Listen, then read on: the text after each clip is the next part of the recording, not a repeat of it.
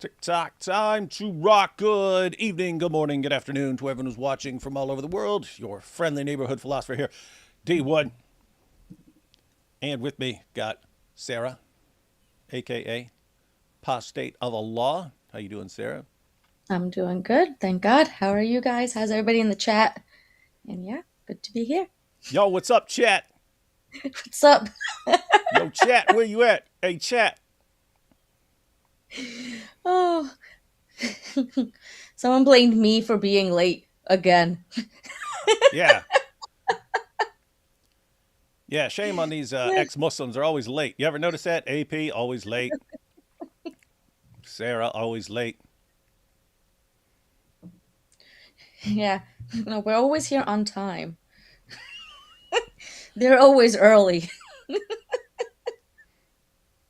Yeah, guys, come on. If we know that there are lots of if we want Muslims watching and they're always going to be late, then obviously we want to start late, right? Or they'll miss the beginning, which is the most exciting part. Um, hey, so we're going to talk about Ramadan now, and something we don't really talk about is from an ex-Muslim perspective. So there's a couple things there. It's like, what were your thoughts on Ramadan when you're growing up as a Muslim? And it's weird. I think I mentioned this to you before, but when I saw Apostate of Allah, I always, like, for a while, I always assumed that you were someone who reverted to Islam at some point, and then 6 months later you realized that hey, this is just complete nonsense here, and then um, you left it, and then you were now the apostate of Allah and so on. But you actually we've discussed your whole story in a previous live stream, but I want to give people like the quick version, and then they can check out the longer version if they want, or and go to your channel. By the way, got a link to Sarah's channel in the description box. But Yeah. yeah, give us the crash course for everyone who's new and who missed the first one. All right. I was born and raised in a Muslim household. I grew up Muslim.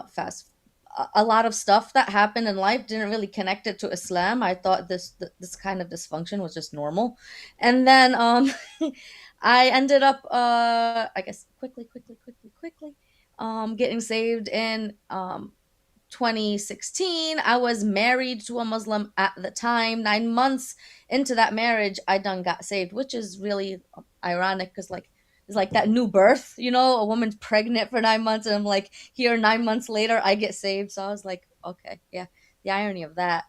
And stayed married with him. Like he seemed cool with it for approximately 7 years, and then papers and green cards and stuff like that. It's like it's really difficult for you not to connect the dots.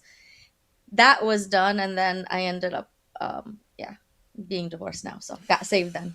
Yeah, So you were actually married a long time to a Muslim after you left Islam. So even yeah, after you left Islam for years, you were still married to a Muslim. yeah. And so we'll be jumping into this a little later, but was did he fast for Ramadan faithfully each year and so on? Well, he attempted. He okay. Every Ramadan, I couldn't like. There was a fight within myself. I was like, I really didn't want him to be fasting Ramadan, but I also didn't want him to not fast Ramadan because I always felt like that I was the blame for all that. So he would fast good for about 2 weeks. All right, 2.5 weeks. And then he would just fall off the wagon and then not continue on fasting. Yeah. Couldn't continue the cycle of binge eating, right? Just Yeah. was too much. It was, Was too much. yeah. It's funny you bring up the kind of mixed feelings because I noticed that with Nabil. People talk about us starting late and so on for live streams. Nabil was chronically 15 minutes late, but it was weird because he would, like, once you understood the pattern, he was always kind of right on time as far as just being 15 minutes late, right? So Mhm. you knew if you said, "Hey, we got to meet at 2," he was right 2:15. He was going to be there, right there, just 2:15. So Mhm. he called it Pakistani time. But the first time I ever saw him where he was right on time, where he's like, "Meet me someplace," whatever it was like 5:47 p.m. over at this restaurant and stuff. And all of a sudden, his car comes. I'm there on time, and all of a sudden, his car comes pulling. I was like, "What the heck? He's on time." It's like, "What are you doing on time, man? I've never seen you on time." He goes, "Come on, it's sunset, man. It's sunset. We gotta gotta go grab some stuff." Anyway, um, but no, it was with his mom. It was with his mom, and so she was really interesting because Muslim family, they fasted during Ramadan, but she had like this strong mother instinct where she always wanted to take care of her son, so she would always be pointing out the exceptions. So she'd be like, Mhm. "Oh, you're going over to this town today, so you're traveling, so you don't have to fast." Or it'd be, "Up, up, up, you got a slight fever. You're up 2 degrees, so you don't have to fast. You're sick and stuff." And so it was just, I always thought that was kind of funny that she wanted him to be good Muslim, but like, "Oh, my boy, I want my boy to eat. I want my boy to eat. He's already so skinny." Aw. Yep. And let's see here. Someone said Nabil seems like he was awesome. Hey, he's all right. He was okay. He was okay. All right. So Mhm. let's get your thoughts because again, it's weird. This should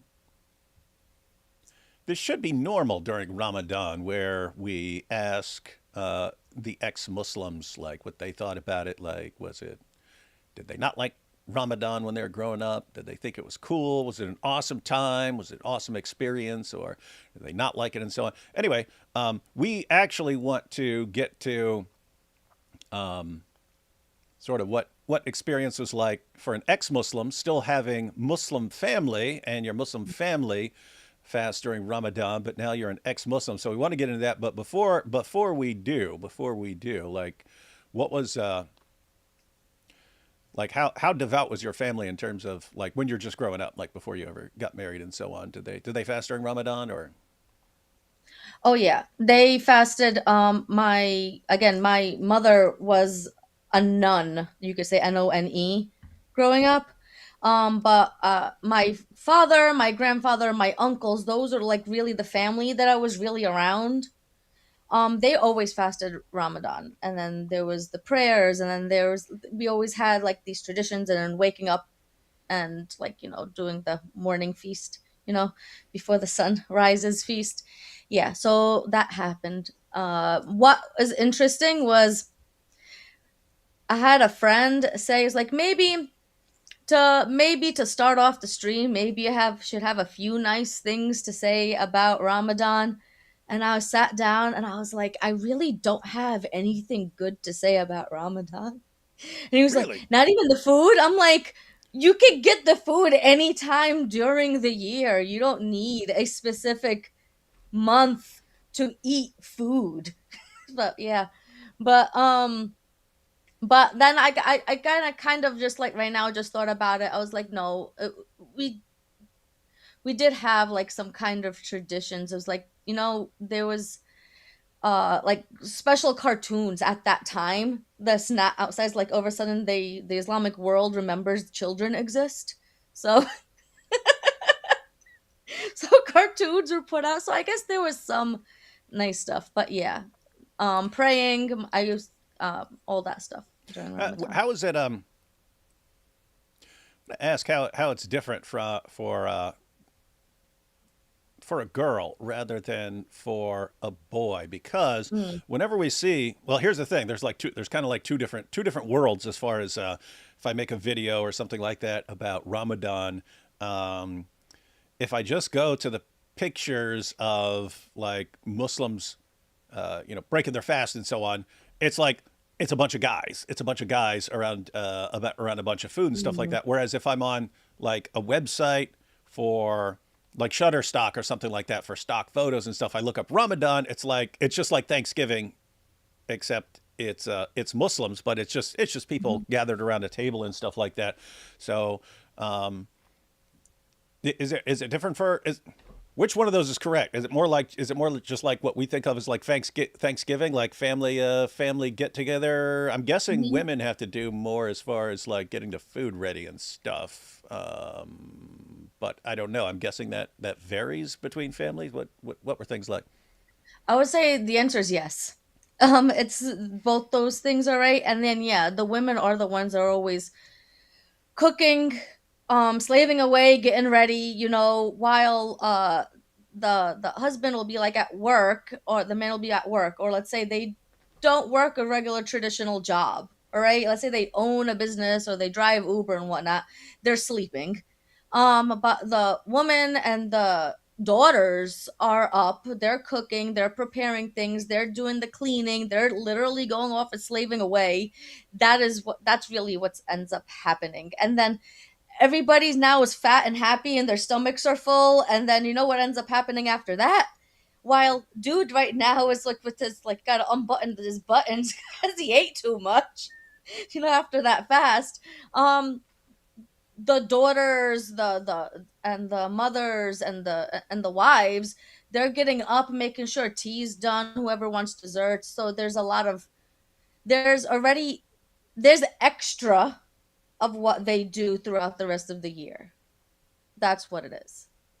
And yeah. Mhm. Um, so it's kind of what I expected, but yeah, I wanted to Mhm. ask so we would actually have verification. So just to recap, not terribly fond feelings of towards Ramadan growing up. No. It is And fun. I have all these I have all these pictures stored in my computer. Like I don't even want to keep posting them, but I'll post them on X. Um, but for some reason, it always ends up this picture of this dude passed out on the floor, passed out on the floor after breaking his fast, and like there's just just all these dishes all over the place and stuff like that. For some reason, there's always a bowl of fruit that's untouched, and then there's all these empty dishes all over, and then the guy's passed out on the floor and stuff. But I can't even keep posting them because people think it's the same picture. It's not, right? If you, it's not the it's thing. the It's same. like they're completely new pictures of the same thing going on. Uh, Dude with huge belly passed out beside all these trays of food and so on. And why are you gonna eat an apple? Why are you gonna eat a piece of fruit? I've been fasting all day. What am I gonna do with an apple? Give me the baklava. That's just what's gonna happen. Yeah. So anyway, plenty of those pictures going around. But so you grow up as a Muslim, slaving away during Ramadan, so that all the men can stuff themselves and not think twice about that. And then you leave Islam, but you're married, and so your husband he kind of peters out after a couple of weeks. Um, but he's a rock. He's a Ramadan rock for about 2 weeks. Praying and everything, and with loud voice too, to fill the house. You would think over he's religious and he just remembered he's a Muslim. So yeah. Now, how common is that? How common is that? Like, kind of living. Well, I'm just thinking like, um, is it pretty standard to all of a sudden become like for Muslims to become like more devout during Ramadan? Oh yeah. I think in my last video, or the video before that, um, I was think like it's like how I just finished saying about him praying with loud voice and whatever. It's like they just suddenly remember that they're Muslim.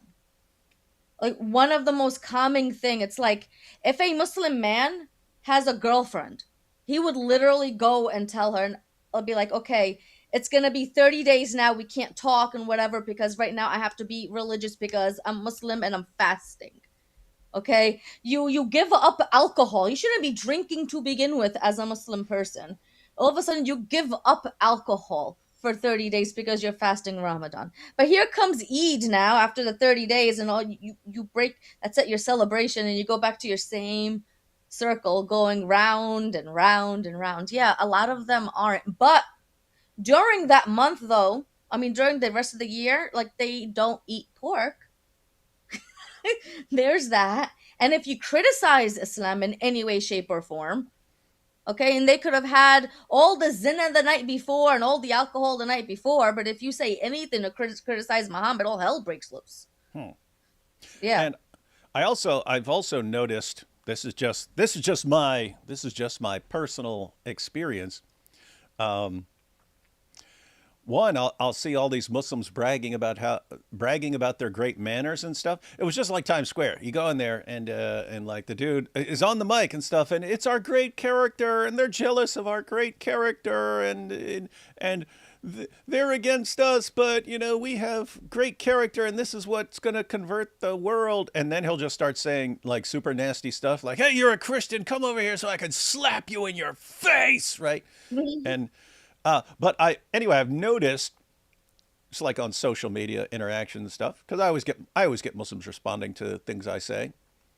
The anger and hostility and short fuse seem to like be seriously dialed up during Ramadan. Mm-hmm. While at the same time they're bragging that they always have great character, but even better character during Ramadan because they're fasting and they're focusing on Allah. And I'm thinking, I say one word about anything to do with this, and you guys flip out, and it's like curse, curse, curse, curse, curse, curse, curse, curse, curse, curse, curse, curse, curse, curse, curse. Oh, yes. Don't make me break my fast. That's what they would be. There would be two Muslims yelling at each other during Ramadan because they didn't get their coffee or their cigarette. Okay. And they're yelling and cursing at each other. And he's like, don't make me commit kufr and go ahead and break my fast because it's going to be on you. And I'm like, this is a problem. This is, if this, because one of the biggest confusions I had even growing up as a Muslim during Ramadan was like, okay, you're told that shaitan is all chained up during the month of Ramadan, right? And then as a kid, and even like later on, like right before, like I end up leaving Islam, like during these Ramadans, um, I'm looking around. I thought Shaitan was locked up. Okay, and if it's Shaitan that's keeping, if it's the Shaitan that's keeping the people from Islam's, like why, if and he's locked up, why aren't people coming? If it's the Shaitan that goes inside of your ear and starts telling you to do bad things, why are there Muslims not fasting? So and then you have then if the shaitan is locked up, why do you have two Muslim men claiming to have fasted, spent a grand, okay, for 2 days meals, ready for their wives to slave away on? Why are you guys cursing each other, saying don't cause me to commit kufr and then break my fast? It's the drama, the road rage. It is weird You because no, it's weird because I don't know. Sometimes I like to push people's buttons a little bit, but Ramadan rolls around. I'm just, it's built into my mind. Oh, Ramadan's here. All I have to do is say anything, and here it comes. Here it comes, Yeah, like you want to clockwork. gain thick skin. You want to get thick skin. Get in a car where the driver is a smoker, but he's fasting Ramadan. It builds character. Oh yeah. Oh yeah. That's extra stuff right there. And so yeah, Yeah. it's weird. So yeah, Mark here says, have no self control. What's the point of fasting? Like Mhm. you can understand if someone's like, deprived of things he normally has and stuff, might be a little more inclined to might get a little agitated here and there, but you'd expect people to like recognize like, oh gosh, I just snapped. Let me take a step back and calm down and stuff like that. Wrong, wrong. Like it really like sometimes I but it'll be because I normally stay up at night, and so it's like this is when a lot of people are kind of up and so on. And I'll say something on X, and then someone will respond, but like they'll argue with me all night long using the harshest language imaginable, and I'm just sitting here thinking, did you just spend the last 5 hours, your entire like Ramadan evening arguing with me? Using this kind of Like, language, like is it seriously that easy to provoke you in any way? But yes, it is. it is very easy to provoke a Muslim man who is a smoker who also hasn't gotten his morning coffee yet. It's extremely easy. So yeah. Hey, how's that work with the like with the eating, right? With the eating, right? Okay, I'm not going to be eating after, I'm not going to be eating after this time, so let me eat a bunch of food. But then you have that food. But are they like that? Are the smokers like that too? Like, is it like, all right, I got 45 Yes, seconds left. yes, yes. Okay, there's a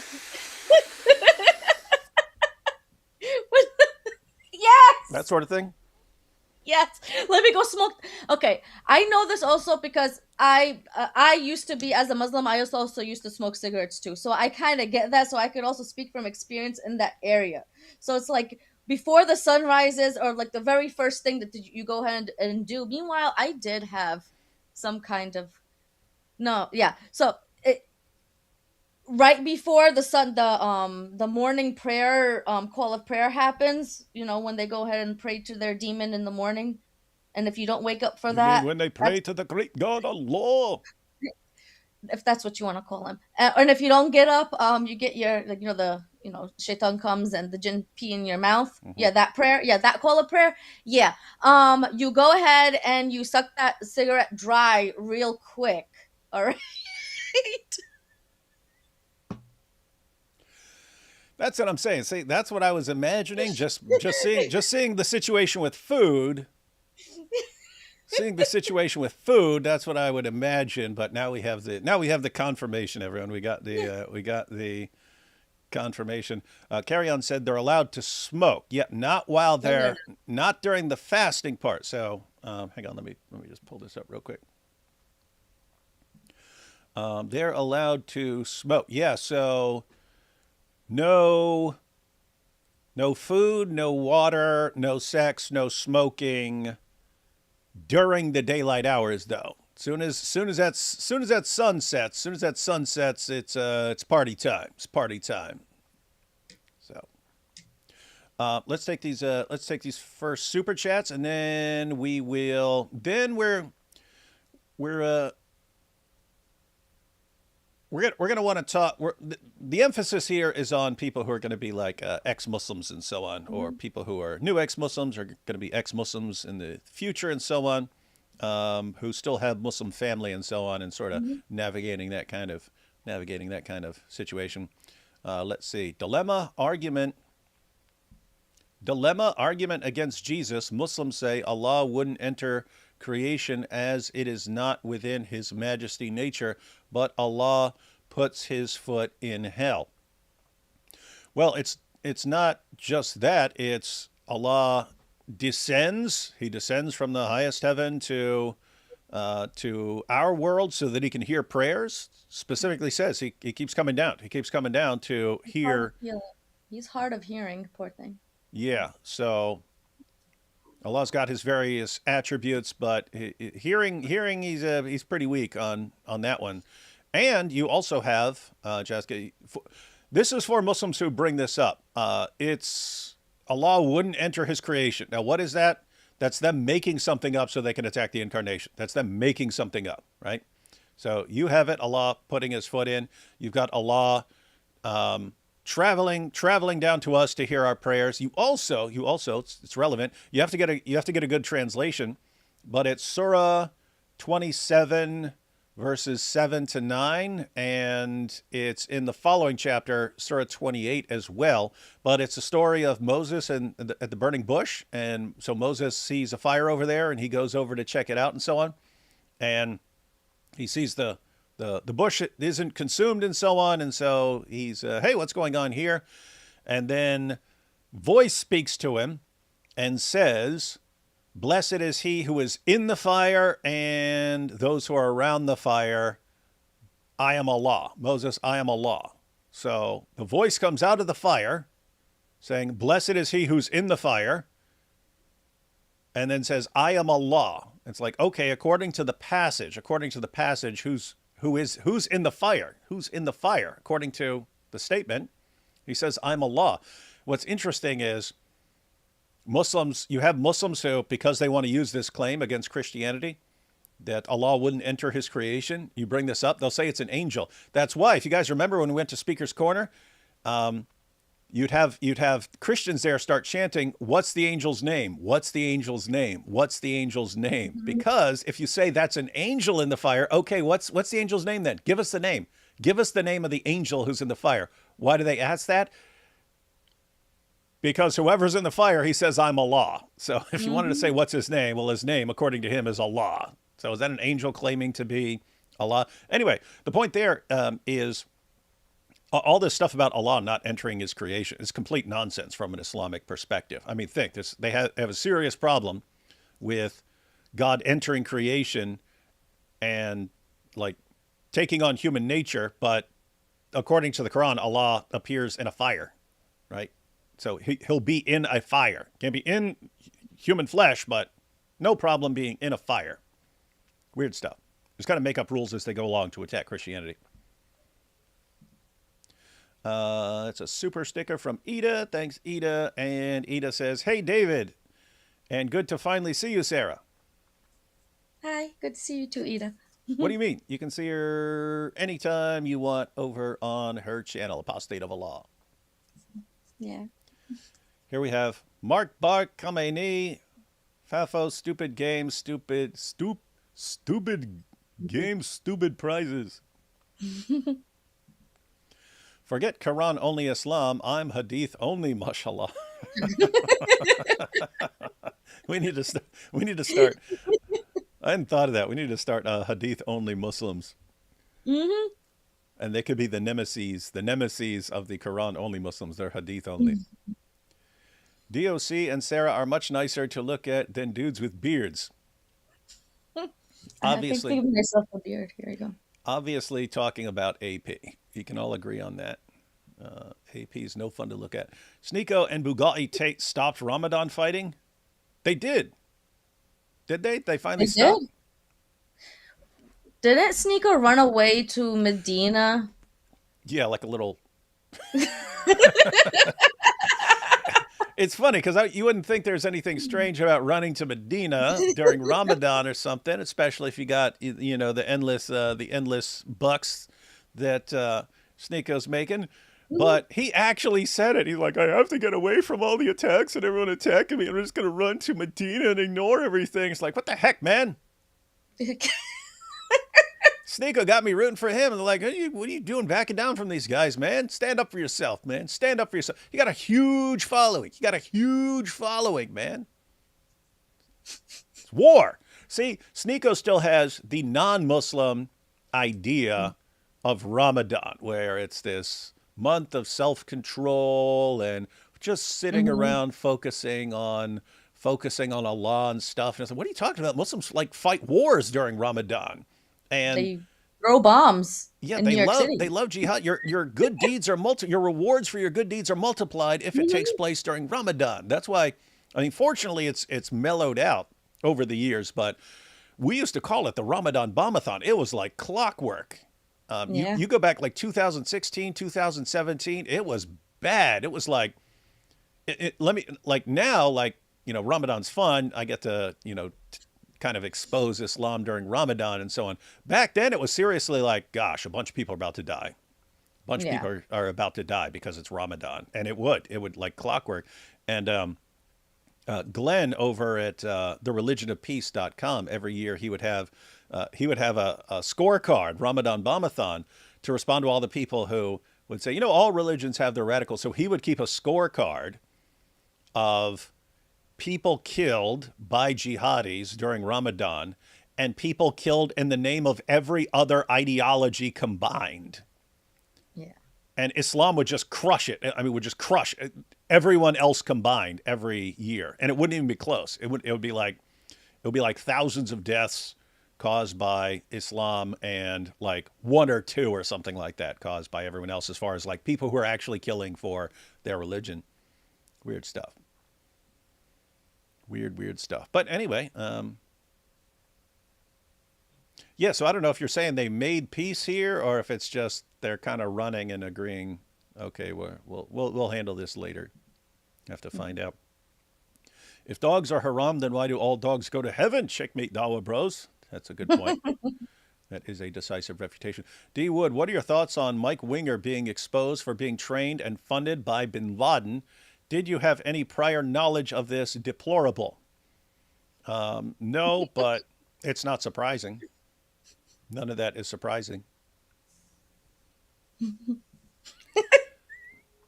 How long until the Malik of the Goofy Sufis will arrive and invite himself in, because D. Wood is his Jimmy? Oh, hi, beardless AP. What do you mean beardless? The Malik of the Goofy Sufis. That's funny. Yeah, haven't. We need to do a Malik show. I haven't been hearing much out of Malik anymore. Come on, Malik, man. It's Ramadan. You want to cause drama? You want to cause drama? You're supposed to do it during Ramadan, man. Make Don't. my cortisol go up. That's what Sneeko said. He's like, hey, it's bad to be letting. You're not supposed to make my cortisol level go up during Ramadan. It's like, where are you getting this stuff from, man? Again, they fight wars. You don't think their cortisol would shoot up during wars? Total made up stuff. As an ex-Muslim, I want to say I don't miss Ramadan. Yeah. Ramadan, it's terrible. All the hypocrisy. And it starts from when you're children. Even children are hypocrites, but they learn it from their parents. That's actually interesting, because I didn't know what you were going to say as far as what Ramadan was like growing up as a Muslim. I didn't know if it's going to be like, like people, what like non-Muslims think about like Thanksgiving or something like that, a time of like gathering together with family and stuff like that. And Mm-hmm. I don't know. I see the ex-Muslims, Nah. bunch of hypocrisy. Can't stand it. Mm-hmm. Look, the children will be like, oh, yeah, because one of the things as a Muslim child, you'll go home after school, right? So for the parent to go ahead and check, they'll ask you, did you fast or did you break your fast? And then you'll answer, it'll be like, yeah, because even if you did break your fast, there's consequences. And if you didn't break it, but either way, you did or didn't, they'll ask you, okay, stick out your tongue. We can tell by your tongue how it looks like if you fasted or not. And it will be the same thing in school where you have your Muslim friends in school. Mind you, I had a lot of, like, where I'm from, there were a lot of Muslims in school, right? So we would go ahead and like, oh yeah, you're fasting. Let me see your tongue. Let me see this. If you're not fasting, you're going to go to the fire. You better be fasting or you're going to go to the fire. It's the same stuff. So you learn that from your house and you bring it with you when you're outside with your friends. And it's that same nonsense. You're going to go to the fire. You are confirming every suspicion I had about Ramadan, like the reality of Ramadan. Winter, December, Ramadan, 8-hour fast, not even hard. Oh yeah, that's another interesting thing. Like it varies since Mm-hmm. Ramadan changes every year. You got times when it's super easy, and then times when it's significantly harder, depending on where you're at. Tal Oren from Traveling Clat tweeted, Sneeko is gay. Tate responded, yep. And Muslims commented to him, you agreed with a Zionist Jew. That is funny. Oh my. That is funny. So you got Tal from the Traveling Clat. And, and Tate, yes, that's right. He's actually, these are good times. Guys, I know there's Oh you can my. all sorts of stuff to look around at the world and go, "Oh, this really sucks." But if you if you're looking in the right if you're looking in the right places, these are pretty awesome times. Allah in Islam just isn't as powerful as shaitan. Allah can't be everywhere like shaitan is. Yes. Yeah, I keep wanting to make that video because that's actually interesting that Allah, he always has to travel. He always has to run around, right? He has to run around and move around really quickly to like hear people and things like that. And then they'll say things like, well, he doesn't go to Allah wouldn't be, he's not omnipresent. Like he doesn't even see what's going on in someone's bathroom, for instance. You'll have Muslims who say that sort of thing. And yet Satan touches every child born into the world Hmm. except Jesus, couldn't touch Jesus, and according to another hadith, couldn't touch Jesus or Mary. Interesting point, guys. Not gonna spoil too much about tomorrow, but tomorrow going to be on with Mary Hart, and we're going to be examining the question. Not sure how to put this. Was Muhammad's mother a whore? Something along those lines. I won't call it that. I won't call it that because I want to be sensitive to people's feelings, but Mary Hart believes she has a really solid case that Muhammad's mother was actually a prostitute. And she thinks that explains a lot. I haven't seen the evidence. I can think of a couple things that would okay. I could see why someone would say that. Mainly, as far as like the things that lots of people have heard, that she was supposedly pregnant for 4.5 years, and that was needed to make Muhammad like legitimate with his family connections. Like, oh yeah, I've been pregnant 4.5 years. That's why, and so yeah, Muhammad is your relative, so you guys got to take care of him and provide for him and so on. And it's like, okay, something's going on here. Something's going on here. But anyway, Mary believes that she has quite a bit of evidence that Muhammad was the son of a streetwalker. Hmm. We're going to check that out. Anyway, I pointed that out because it's interesting the comparison that you have Muhammad saying that Satan touches every child born in the world, but couldn't touch Jesus, couldn't touch Mary. And so they're in a completely different category from everyone else. But notice, according to that hadith, every child born into the world, Satan touches the child. Guess what? There are children being born all day, every day, which means and it's all around the world, all around the world. So right now, there are children being born in the United States. Right now, right this second, there are children being born in China. Right now, at this second, there are children Hmm. being born in Australia. Satan is in all those places. What's that mean? It means that Satan is omnipresent. He's everywhere. So Satan is everywhere. He's omnipresent, and Allah's not omnipresent. Allah has to run around real quickly. That's some weird stuff. And then think, I mean, and then in addition to that, Satan's not only like touching every child who's born into the world, he's also like sleeping in people's noses and peeing in people's Yeah. ears all over the Hmm. place, and he's everywhere. At the same time. Hmm. Weird. It seems like Islam really seems like um, something that Satan came up with to make people think that they're actually following God, but he just can't help bragging about himself. I mean, just can't help it. Hmm. Let's see. Bless you for your work. One Momo plus one Al Zut plus one Al Zut equals one. I might have to, if I ever remake my video about the one plus one equals three, where I give examples and stuff. I need to make this. So think about one Muhammad plus these men of Al Zut. Um, from last stream, BDSM is a three-part acronym. BDDSM bondage. Just why are you telling us all this dumb sadomasochism? I learned from my time among furries. No one wants to hear that. Issa looks beautiful today. That'd be a first. At what age do children start to fast in Islam? Well, I would say consensus, like within Islam, it's usually like 7 years old. A lot of them end up starting fasting but you have to So when fast. they become grandparents. Yeah, when they become grandparents. Other than that, it's like usually when they become great grandparents is when they're forced to fast, is when they hit puberty, when they become great grandparents. So yeah, that's when it's needed. But they try to train you young, and yeah.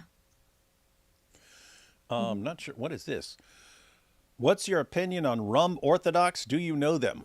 Do I know rum Orthodox? No. I don't even know what you're talking about. Hold up. What's a rum orthodox? Is it a brand of rum? Because if so, holler at your boy here. Oh, okay. Rum Oh, Orthodox refers to Eastern Orthodox Christians in Turkey, in Arabic speakers in Turkey who follow Byzantine Rite, traditionally associated with the Roman. That's what I would guess. Um, Roman and Byzantine Empire. They are largely Arabized in the Levant, but maintain Greek liturgical traditions, often linked to the Patriarchate of Antioch. Yeah, so I don't know why you'd be interested in my opinion on something when I just heard about it for the first time. yeah. Let's see, a couple more, and then we're done here. Uh, three in oh, ain't no Ain't no party party. like an Al Zut party. Momo say it's very rude, guys. This is a serious stream. Dio, it almost sounded like you said Satan can be everywhere at the same time, or maybe I misunderstood. Satan is not omnipresent. He goes to and fro seeking who he can devour. But yeah, hey, my grandpa called me Flip. We're talking about from an Islamic perspective, right? So we're talking about according to the Muslim sources. They'll say Allah can't enter his one. They'll say things like Allah can't enter into his creation; it would not befit His Majesty. That's just something completely made up. The Muslim sources, Allah is constantly, flying back and forth really, really quickly.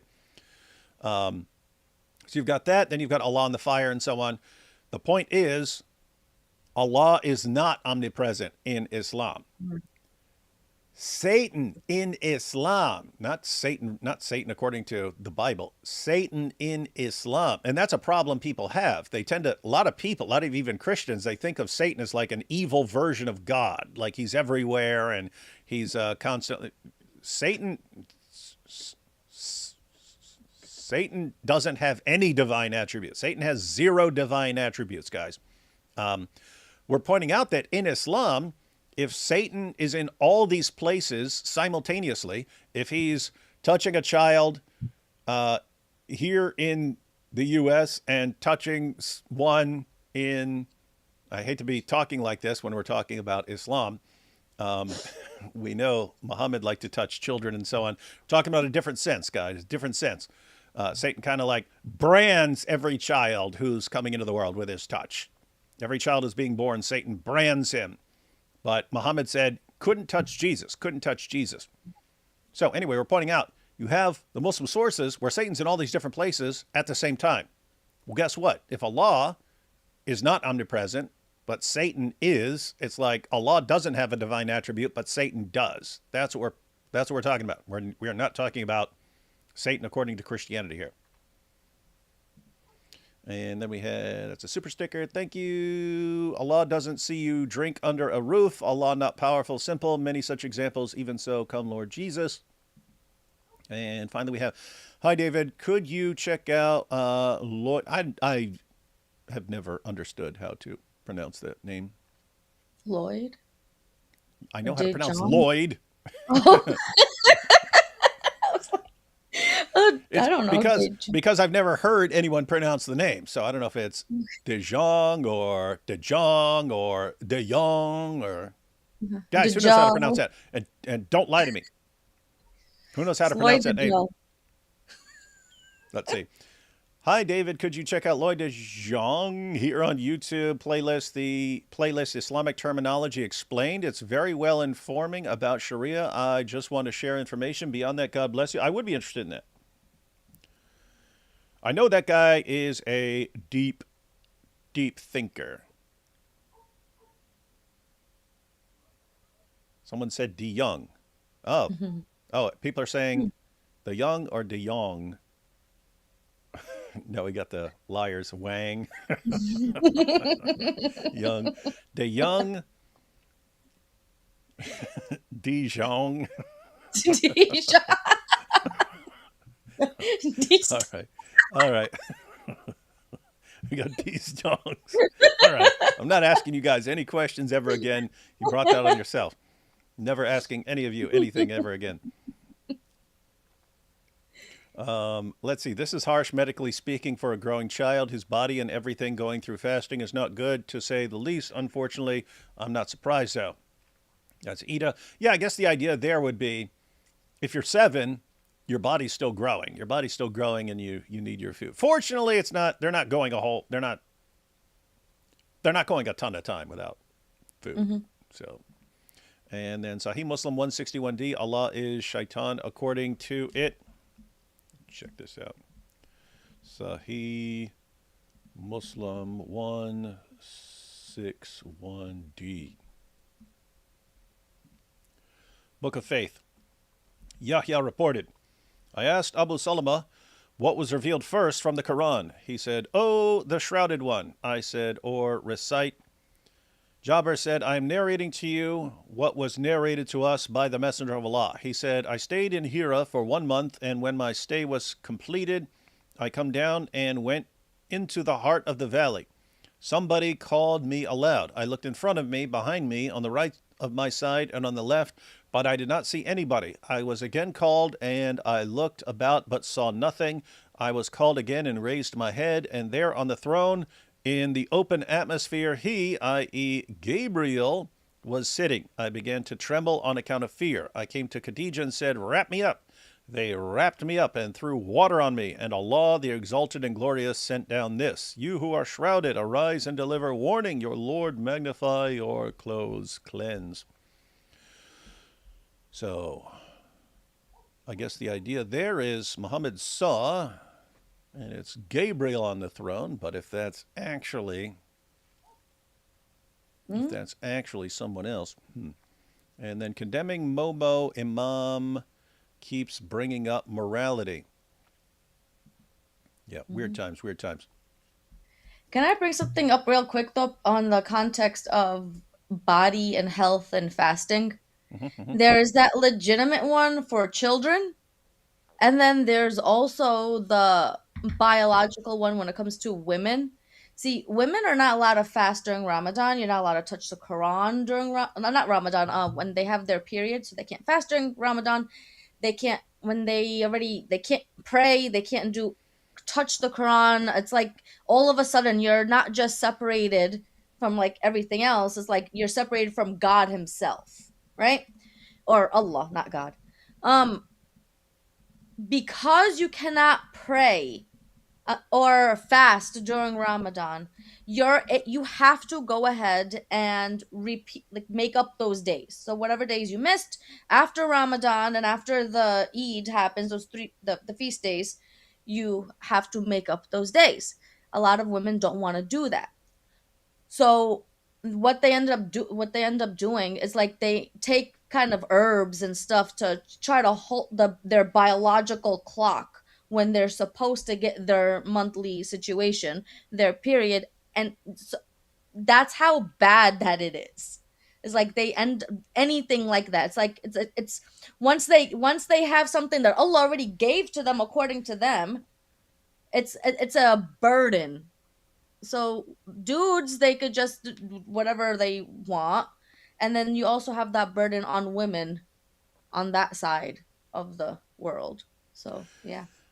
And I went ahead and pulled up one of the hadiths about this issue, but this is Sahih al-Bukhari 304, narrated Abu Sa'id al-Khudri. Once Allah's apostle went out to the Musalla to offer prayer. Then he passed by the women and said, "O women, give alms, as I have seen that the majority of the dwellers of the hellfire were you." Mm-hmm. They asked, "Why is it so, O Allah's apostle?" He replied, "You curse frequently." Ha! You're condemning women for cursing frequently? "Have you seen Muslims on X lately?" Mr. Muhammad?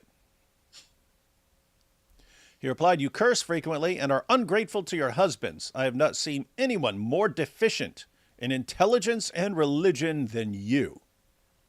A cautious, sensible man could be led astray by some of you." The women asked, "O Allah's apostle, what is deficient in our intelligence and religion?" He said, "Is not the evidence of two women equal to the witness of one man?" They replied in the affirmative. He said, "This is the deficiency in her intelligence.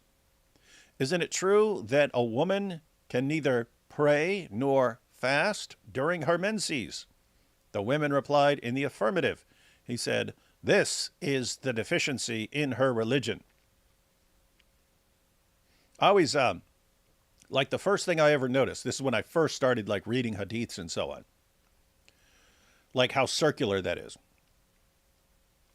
Islam says the testimony of a woman is worth half that of a man. And then so Muhammad says, "Hey, you women, you're stupid." And they say, "In what way are we stupid?" And he says, "Well, your testimony's worth half, your testimony's half as reliable as a man's, isn't it?" And they go, "Yeah." I'm like, "Well, see, there you go." Well, think about it. Wait, it's you who's saying that. You're the one saying that a woman's testimony is half as reliable as a man's. And then you say women are intellectually deficient. They say, "How are we intellectually deficient?" He goes, "Well, your testimony's half as reliable as a man's, isn't it?" They go, "Yeah." Like, Mm-hmm. okay, it's Muhammad. You have to believe Muhammad in order to believe Muhammad, right? So, hey, if you don't believe this thing I'm saying, I've said this other thing that's along the same lines, right? Okay, well, there you go. There's the proof. But it's the same thing. It's the same thing with the fasting. You women are deficient in religion. How are we deficient in religion? Well, you have your menses, and then you can't fast or pray, right? Isn't that true? Mm-hmm. Yeah. Oh, okay. So there you have it. You're deficient in a religion. Wait a minute. These are both claims by you. The same guy is making both claims. So you either just accept everything he's saying. You either just accept everything he's saying, in which case, why are you questioning anything he's saying? Or you think that his claims can be challenged, and if his claims can be challenged, and you can demand evidence for what he's saying, then him just saying another thing doesn't help. That doesn't change anything, right? So he's saying this thing, you say, "Why that?" "Well, there's this other thing I'm saying." Okay, so it's weird. It's all circular. Weird, weird, weird, weird, weird stuff going on. All right, Mm-hmm. let's get back to Ramadan. So, doesn't sound like you're a huge fan. Doesn't sound like you were a huge fan of Ramadan, but you pointed out that you spent several years married to a Muslim man who continued fasting for Ramadan, and you have other family. You have other family around during this time. No, So just him. I have. Yeah. Okay. On even on my side, like it's just yeah. Hmm. No, I mean, while you're married, during this, while you're married, it was just you and him. I have my kids, but that's really it. Okay, Hmm. so that's your Muslim family at that point. Hmm. So, um, what was that like? So you're spending years. What's it like when Ramadan rolls around? You understand the it's like you ever have something in front of you you really don't want to do and you're dreading it, but it's inevitable, so you're just gonna deal with it anyway. That's what Ramadan felt to me all the time. It's like even the days like I would have to like remind myself constantly. I was like, listen, Allah is a doesn't exist. It's not like he created this month. All right. So it kind of to me, I was like, I was making it. I had to. So I just had to just go ahead and just follow what my God wanted me to do. But that was like really hard because that's when again I'm repeating it. He remembers that he's an actual Muslim, where he actually because he didn't pray. Um, the only times that I've seen him pray were doing there's this prayer that I don't know if Shia do it, but Sunnis do it. It's called the istikhara prayer, where you pray that right when you want to do a big decision in your life. and whatever feeling you feel after you're done with it, like whatever thought you have and the feeling that you have, you think that it's Allah is telling you this is what you're supposed to do. I see only seen him pray that prayer maybe 2-3 times, other than the prayers that he does during Ramadan. Like throughout the rest of the year, he never prayed the 5 daily prayers. So that's what I hated, and that's when like it always felt like Islam was in the house, and the constant feeling of, all right, I left Islam, but now I'm still dealing with it though. It's still around me. That kind of idea, and trying to explain at least to my kids, which they're good, they're smart kids, but and then living a life where I'm still trying to be a good wife. This is still a soul that needs to be saved, at the same time not showing any kind of approval for what he's doing. That was the biggest thing that was for me. I did never like that. Like that was the biggest contention and everything, is like I did not want him to even have an iota of a thought that, hey, maybe Sarah's good with this, maybe there's an agreement here. I always tried, like it was hard. You could always feel the passive aggressiveness that came with it, but like I wasn't gonna give any kind of leeway. That was like have any kind of idea that maybe this is what Christianity, and she's okay, or maybe there's, because there was that history that was there, so he still tried to think that he could manipulate me back into Islam. I think I explained that in our, like, when I gave my testimony video. So that was like, so that last Ramadan was very interesting, but I have that reel to try to drag her in, and then me trying to push back. I think that was the hardest. That's Yeah. that's interesting because that's something that's what you were talking about a moment ago. That's something that lots of ex-Muslims who aren't completely cast out by their family. Like I've seen people leave Islam who, like, their family's reaction was, you're basically dead to us until you return to Islam. Don't come back here until you return to Islam. Then you have the families who try to win you back to Islam. So they'll try to connect you to various dawah guys that they think are going to be very persuasive and so on, and talk to this dawah guy or talk to this scholar and so on. Nabil's dad took him like to scholars or like in multiple countries and so on, who were supposed to answer his questions and doubts about Islam and win him back to Islam.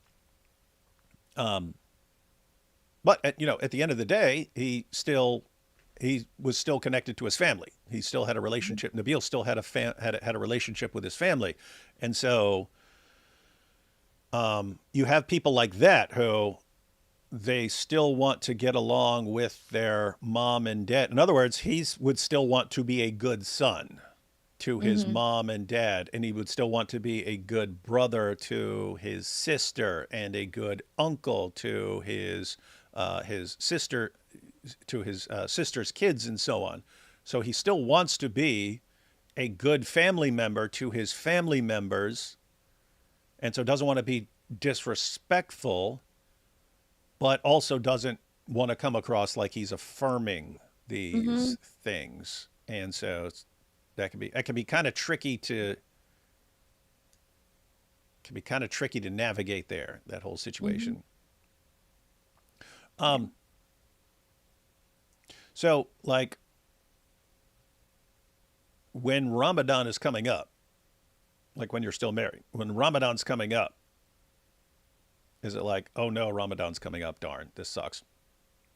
Yeah, because that's when you already feel isolated to begin with throughout the rest of the year. That's when you feel even more isolated. You already feel when it's not Ramadan, it's like there a feeling that a wife should never ever feel around her, like around her husband anywhere. Like, my husband's ashamed of me, you know. There's that double dose of that during Ramadan. It's like that shame thing, where, because during when you have that, you have like nobody was invited to our house because I was an apostate. You know, there was that shame situation that was there. Oh, But a like, kind of embarrassment. yeah. Yeah. No, that was also something with. I mean, it Hmm. sucked. Nabil's parents eventually like moved because they moved to a different state because it was just there was such shame like Hmm. in the local community. You're the parents whose son left Islam, Hmm. and it's just we don't even want to be around this because of the shame. We want to like flee to somewhere else, and so it is yeah, really rough. So you're pointing out that it's like that, like Ramadan. Your husband doesn't want to invite people over with his apostate Yeah. wife there. And he's invited, and there's that whole idea. And you already know, the community already knows that I left Islam.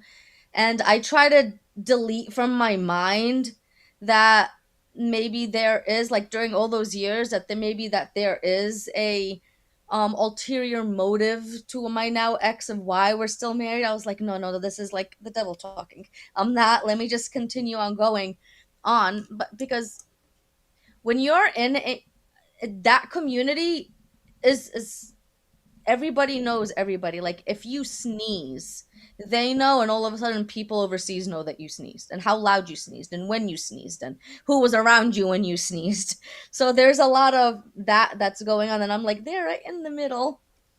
Yeah, And this is that was.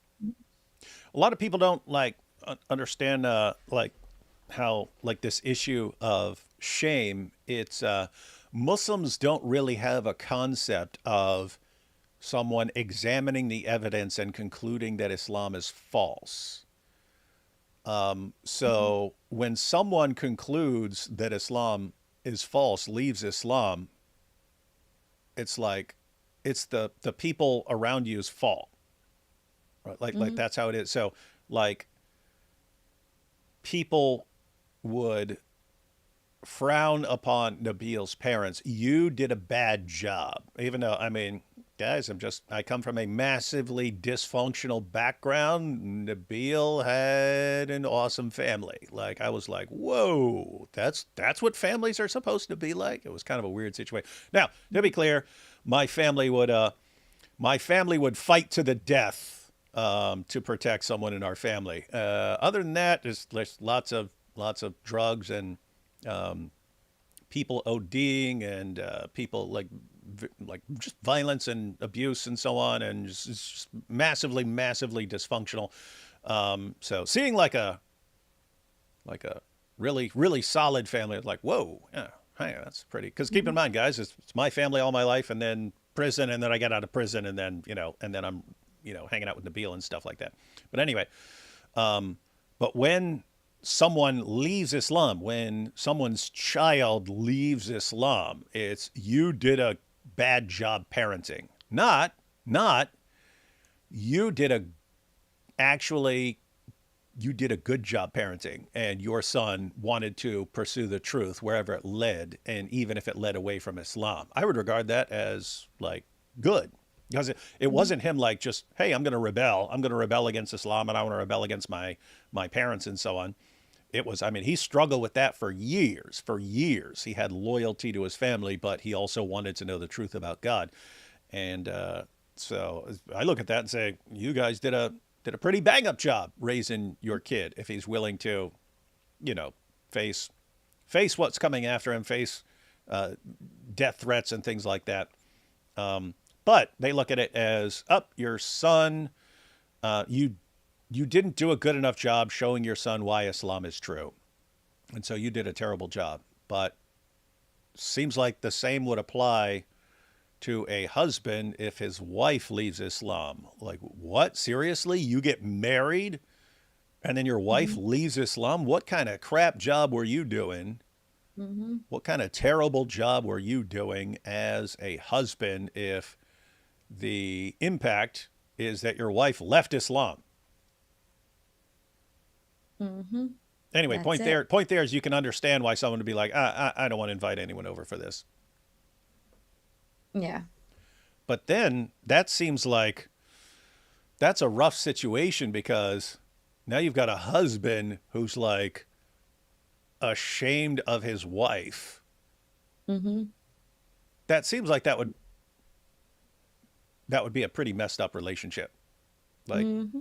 your wife is ashamed to you because and whereas I'm thinking like, what are you talking about? You had your wife, she saw that this is not true, and so she left it. Like that's that's that's good. I mean, in theory, if they were able to drop this idea of, oh, Islam is so clear, it's proven by the perfect preservation of the Quran and the scientific miracles, they drop that stupid idea. The Quran over and over again tells the polytheist, hey, don't just follow the religion of your family, man. Don't just follow the religion of your forefathers. No, you need to look into this and you need to follow Islam. And so in theory, it's saying, don't just believe what's been passed down to you. You need to look into this stuff for yourself and go where the evidence points. Now, what they kind of don't, what the Quran didn't count on is okay, well, fine, I won't just follow the religion of my parents and so on. I'll actually look into this for myself. Actually, Islam is false, and that Muhammad's the most obvious false prophet in history. But anyway, yeah, that would have to be a difficult situation of a husband being ashamed of his wife because she left Islam when that's really frowned upon in Islam, because it can't be the evidence. It would just mean you're evil somehow, or you've been duped somehow, or you're just bad and you don't want to follow it. Mm-hmm. Yeah. It wasn't until a few years, like years later. This is like when we were like already divorced. Um, I had a conversation with him, and we were talking about the religion, and it's like his at least one thing changed in his mind, at least during those years. It was, oh, women just don't leave Islam just so they could be whores. So that was like, so I told him, I was like, do you want at least understand this concept? And I remember him just standing, and he was like, yeah. So I'm like, at least that changed. But yeah, but during Ramadan, that was very difficult. It was that the spiritual warfare to there. It was like I used to smell smells that was not happening that reminded me of Ramadan growing up while my grandmother was cooking. Hmm. So it was strong. It was like, you ever read, like it felt like I was in my own, how you brought up screw tape letters many times, how you feel like, the demons, and you're like figuring out how to torment this person that's over there. It was like my own little screw tape book where Ah, the interesting, interesting. yeah. So, Hmm. yeah, so you're kind of like you left Islam, but in a way, you're kind of still you're kind of attached to it. You're kind of stuck in the house with it, and Hmm. then how are demonic forces using this situation and so on. So you mentioned kind of little debating this issue, but did arguments and so on sort of ramp up during Ramadan? He tried to avoid a lot of religious talk with me, like a lot of religious talk with me, and there was even times where Is I that would his is that confront his personal preference, or is that just because it's you? He said, because you have an answer for everything. Shame on Yeah, you. yeah. Like he was like, that's it. And I remember there was this You are one too time. smart. You are too smart, and you know too many things. Shame on you. I don't talk to you. I will not talk to you anymore. Yeah, there was one time he just like flat out said it. It was like he just had you have an answer for everything, and gave up and started scrolling through his phone. So it was very difficult. Like I would have to be the one to tell him. It's like, what you believe is true, and if I don't believe it, I'm gonna go to hell, and vice versa. Why am I the one more concerned? Why aren't you concerned? Why aren't you talking to me about these things? Hmm. And then he said it again. It's like, because you have an answer for everything. Or he'll say, I'm not learned, I'm not educated in these things. And I would tell him, but then why don't you be educated in these things? So we could have discussions on these things. It's like I asked him, it's like, go get educated in Islam more. Go. So we could have, and it Yeah, didn't bring happen. it. Like not Bring it. during he didn't do no dawah to me during Ramadan or nothing. I guess his mind was like, if you hear the Quran really loud, me reciting it, it's like you're gonna hear the beauty of it, which that was like one of the many answers that he would go ahead and tell me. It's like, "Oh, honey, how did Muhammad know honey was medicinal?" I mean, like the ancient Egyptians used it. It's like, See, this is the proof that the Egyptians are always right. Um, yeah. th- that's a that's kind of another that's kind of another situation that I hear over and over again, but in a different context. It's normally like normally when I'm hearing these things, it's a son or a daughter who left Islam, and then they're having to, figure out how to continue having a relationship with their parents. This is different. This is husband, which it's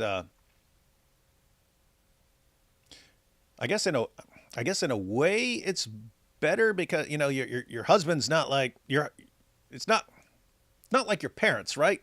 Like Mhm.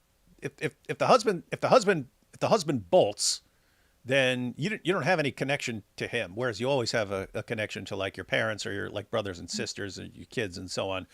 Um, but that kind of situation where someone leaves Islam and then at first the family members will want to like try to win you back and try to Mhm. His answer you, mother tried. yeah, answer the His mother objections. tried. He would go and visit, like this was like the very beginning. His parent his like he would go and visit, and he will come back with like the house prayer thing to go prayer and Islamic books, and that was tried and it didn't happen. I ended up using those books against him. Yeah, So but that's the pattern, right? It's, oh, this mhm, person just left Islam. Uh, must just be some ignorance. We'll just go ahead and answer the objections and respond and so mhm, on, and that'll win the person back. And then they do that, and they realize, oh, it's actually we are the ones who can't answer what this person is saying. Why? mhm, Because guess what? I mean, you can have someone who just leaves Islam because he's just rebelling against his parents. It might not be any actual reasons. It might not be mhm, any, oh, I examined this and I've concluded that it's false and so I'm not following it anymore. Um, but you have the ex-Muslims who, no, I looked into this and all your reasons that you taught me all my life for why I should believe in Muhammad, they're actually completely bogus. It's a bunch of nonsense. So um, I looked into this. I think all the evidence is against him, not for him. So I'm not going to follow him. I'm not going to spend my life following this guy. And they think, oh, I'll go brush up on my dawah and show you the powerful evidence for Islam, and then they don't realize the ex-Muslim very frequently has thought through all that stuff, right? They mhm, went, they thought about all this stuff. They thought about all these arguments and they concluded that they're wrong, but they know why they're wrong. And so if you bring them up, now they can say, actually, that argument's bad, and I'm going to explain why. And then they get in a situation where we don't want to talk about this anymore. But that's over mhm, and over again. It's the Muslim family that eventually gives up on discussing these things, and it's the ex-Muslim going, "Hey, let's talk about this stuff. Hey, I want to let's get to the bottom of this." And then it's, no, no, no, we don't want to talk. We don't want to talk about this. It's like, wait a minute. This is, according to Islam, this is a heaven and hell difference. This is a heaven and mhm, hell disagreement. Reminds me of what, when you were talking, it reminded me of what Penn Jillette. So Penn and Teller. Um, Young people might have no clue who Penn and Teller were, but I started seeing them in the 80s. They were magicians. They were magicians and illusionists and things like that. And but they made it funny. They made their show funny. But Penn Jillette, for years they were both atheists. They still are, as far as I know. But Penn Jillette, this is probably like 15, 18 years ago or something like that. He said he has no respect for people who don't proselytize. So people who don't try, Christians, like he said, if you're a Christian and you do not try to preach to me, he said, I have no respect for you. If you believe that I'm in rebellion against God and I'm going to be judged and I'm going to hell and you don't preach to me, like you don't even care. Don't I mhm, He says, I have more respect for the Christian who's telling me to accept Christ than I do for the one who doesn't say anything. And it's like there's something really true about that. If you guys believe that Islam is true And you're like, we don't want to talk about this because you're doing too good a job answering what we're saying. Mhm. It's like, well, you either believe that there are answers out there, there are arguments out there that I can't answer, in which case, if you really care about Islam and you really care about me, you should be out there spending every waking moment trying to figure this stuff out. And if you're just like, no, I mean, do you even really believe this stuff? Mhm. If you think that one woman can't, one woman is, there's nothing you can A do. half brain. Like, come on. That's the rough part. Someone who's into you answer everything. Okay, well, if I answer everything, how's that possible? How's that even possible given what your prophet said about women? That doesn't that prove Islam wrong right there? False? Um, another question. So as far as this is an awkward situation. It seems like it would be an awkward situation for a new Christian to still be married to a Muslim, and that's like your primary. That's like where you're kind of located. You're in kind of a Muslim area, whereas lots of ex-Muslims, it's like they'll go see like Nabil would go see his family and so on. Mhm.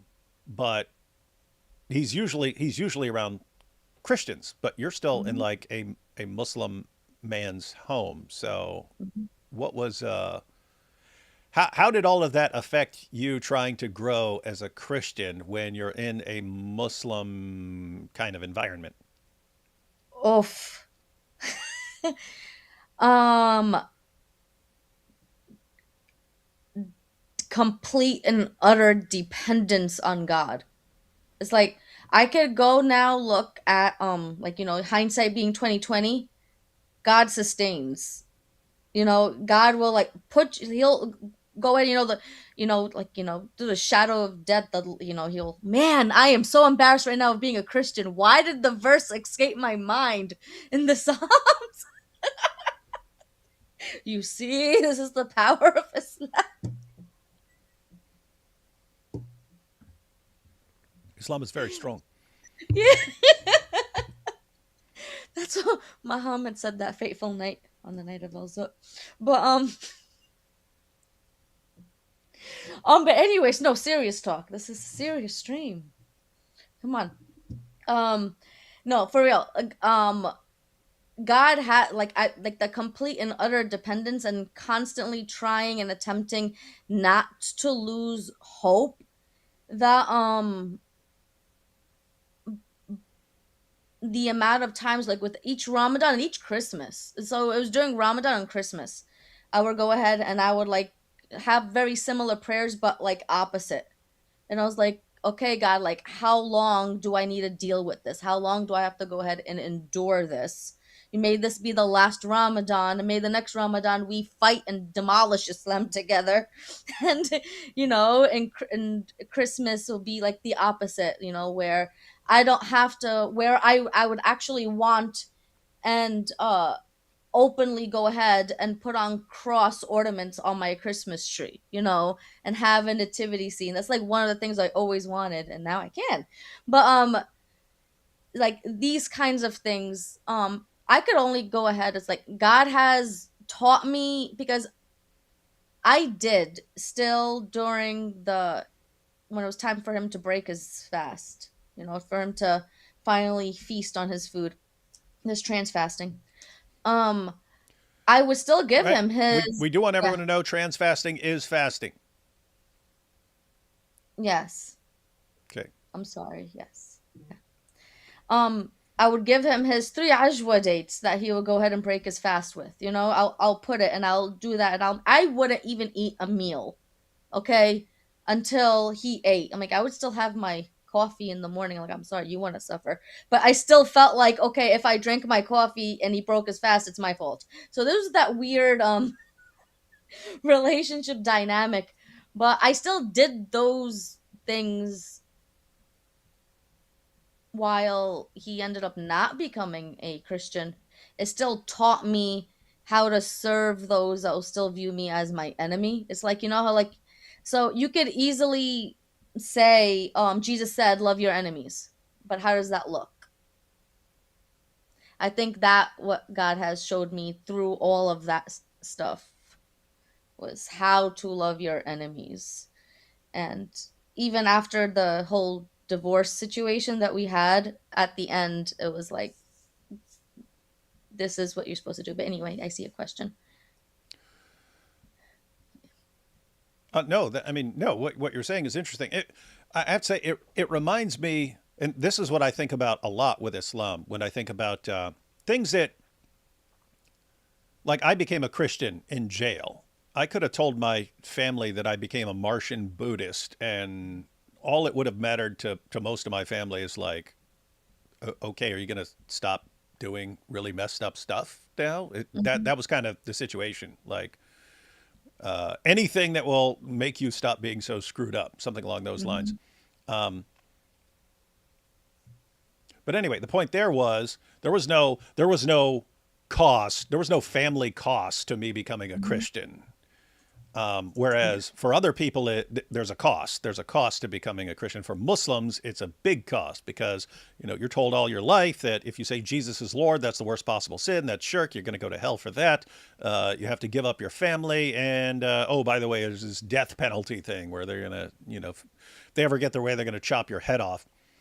And so there's this huge like psychological pressure that lots of people aren't familiar with, or if they are familiar with it, it's like a seriously diluted version, right? If you leave Christianity, your family might like get really annoyed at you and want to talk you back into Christianity or something like that. But I mean, come on, no one's gonna you don't you're not seriously like think you don't seriously have to think about someone coming to kill you and so on. You don't have that sort of thing. Um, but anyway, when I think about Islam and the various pressures it puts on people, I think it's like it's way more similar to like what it would have been like in the early centuries of Christianity. Whereas, if you decide you're going to follow this Jesus guy as the Messiah, you're Jewish. Well, you might be giving up your family. You might be giving up your family, and they might want to get violent over that sort of thing. Or when you're among the Romans, then all of a sudden it becomes a problem among the Romans because the Romans required that you had to honor Caesar as as a god, and Mm-hmm. they gave the Jews an exemption. They realized these guys are never going to do this. These guys are never going to do this. So they gave Jews a special exemption. And at first, it applied to Christians because the Romans viewed Christians as a sect of Judaism. And so at first it applied too, but then, like non-Jews start converting and so on. Eventually they're like, oh, this is a different category. No, wait, no, these people have no such exemptions. Oh, you don't want to burn incense to Caesar? All right, we're going to snatch you up and we're going to toss you in the Colosseum and make you fight some lions and so on. So that's very similar in that you're converting to something that is going to put you in danger. It's going to put you in danger. It's not it there's a cost. There's a cost to converting. Mm-hmm. But there's a plus side to that as well. It's costing you something. You're having to endure things. So what is meant to like suffocate and stifle you is actually making you stronger Mm-hmm. Mm-hmm. because it's costing you something. You're having to endure things, and it's making you a stronger, better Christian. Yep. And now Allah's worst nightmare. I would like to think, or at least getting there. Yeah. Hey, we should get you, Hatun, DOC, a couple of others. Say who is Allah's worst nightmare, and we can debate that out. The question, hey, the question here. This is connected to what was going on earlier. What percentage of Muslims eat? Now, you obviously don't know Muslims all around the world, but basically, Yeah. in your experience, I what know all percentage? of them. Every single one. So, in your experience of Muslims you knew, what would you say? Hmm. What percentage of Muslims eat secretly in the bathroom? So, who's and I guess if they're doing a good job of it, you wouldn't even notice, right? If people are actually being careful about sneaking around, you wouldn't see it. But I what would you can't what would really you think. estimate? I think the only ones that I knew openly that snuck around were my brothers. And I that's it. I don't know. I think I think this goes back to the whole hypocrisy thing. Um you won't openly let anybody know that you're not fasting.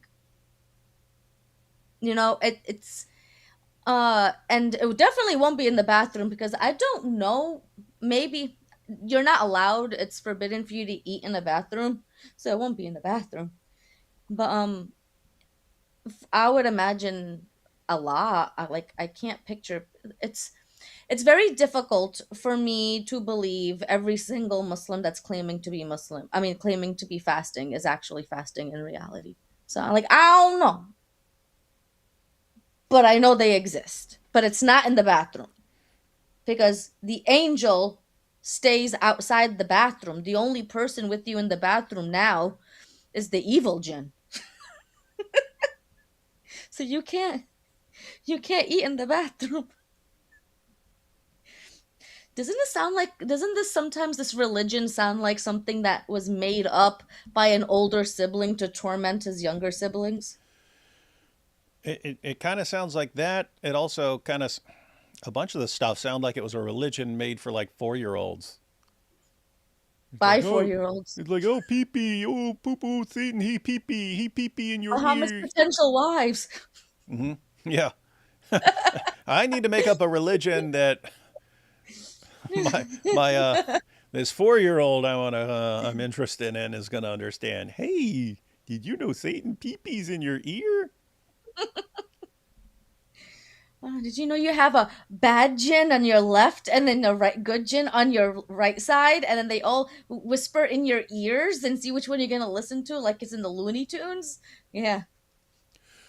Here we have Apologetics Roadshow. What is the reference about following parents' religion? Well, there's a bunch of those. Um, Hang on. Give you a couple here. So Surah 2, verse 170. It's asking the polytheists why they're following the religion of their forefathers who didn't have understanding or guidance. Surah 5, verse 104. Surah 31, verse 21. Surah 7, verse 28. So check out those. Check out those passages. But yeah, that happens over and over again in the Quran. Why are you following? Because that's what people would say. Muhammad comes along, hey, follow me, you got to follow me. And they're like, what are you talking about? We got the religion that we've been taught all our lives. And it's, well, that religion's wrong. Don't follow something just because your parents followed it. Don't do that. Whereas now you've got Muslims around the world. What? You're telling me to follow something other than what my parents taught me? Yeah, we are. And Yeah. weird situation. Let's take a couple super chats real quick because one of these, I didn't understand this earlier. So uh, this was before condemning Momo. Imam keeps bringing up morality. Yeah, I didn't know what this was about. And the follow up makes it clear. You say, what do I say though? He keeps asking on what moral judgment when I condemn Momo for being with Aisha. They talk about moral theology. What do I do? So it sounds like you're saying you point out that Muhammad had sex with a 9-year-old girl, and then they say, well, what is your basis for condemning that? On what basis do you condemn that? And it's very simple. It's you shouldn't needlessly harm another person. Got that? You shouldn't needlessly harm another person. There are situations where you might harm another person. If you lock someone up in prison, okay, you're taking away that person's freedom. Or if you punish someone in various ways, you don't want to needlessly harm someone. And when you're bringing this up, you ask them that. You say, okay, is it right or wrong to needlessly harm another human being? Going to be really, it'd be interesting to hear them say, oh no, it's totally fine. It's good when you needlessly harm other people. That would be weird. It'd be weird. But if they defend that, then, Wait for them to try and defend that. Most people would say no, you shouldn't needlessly harm other people. Okay. At that point, if you can get them to agree to that, then you can just bring up medical research and so on. It's not hard to find. Just look up the effects of having sex with a 9-year-old girl, and especially if she becomes pregnant. That's the concern. Mhm. Here's the thing, guys. Here's the thing.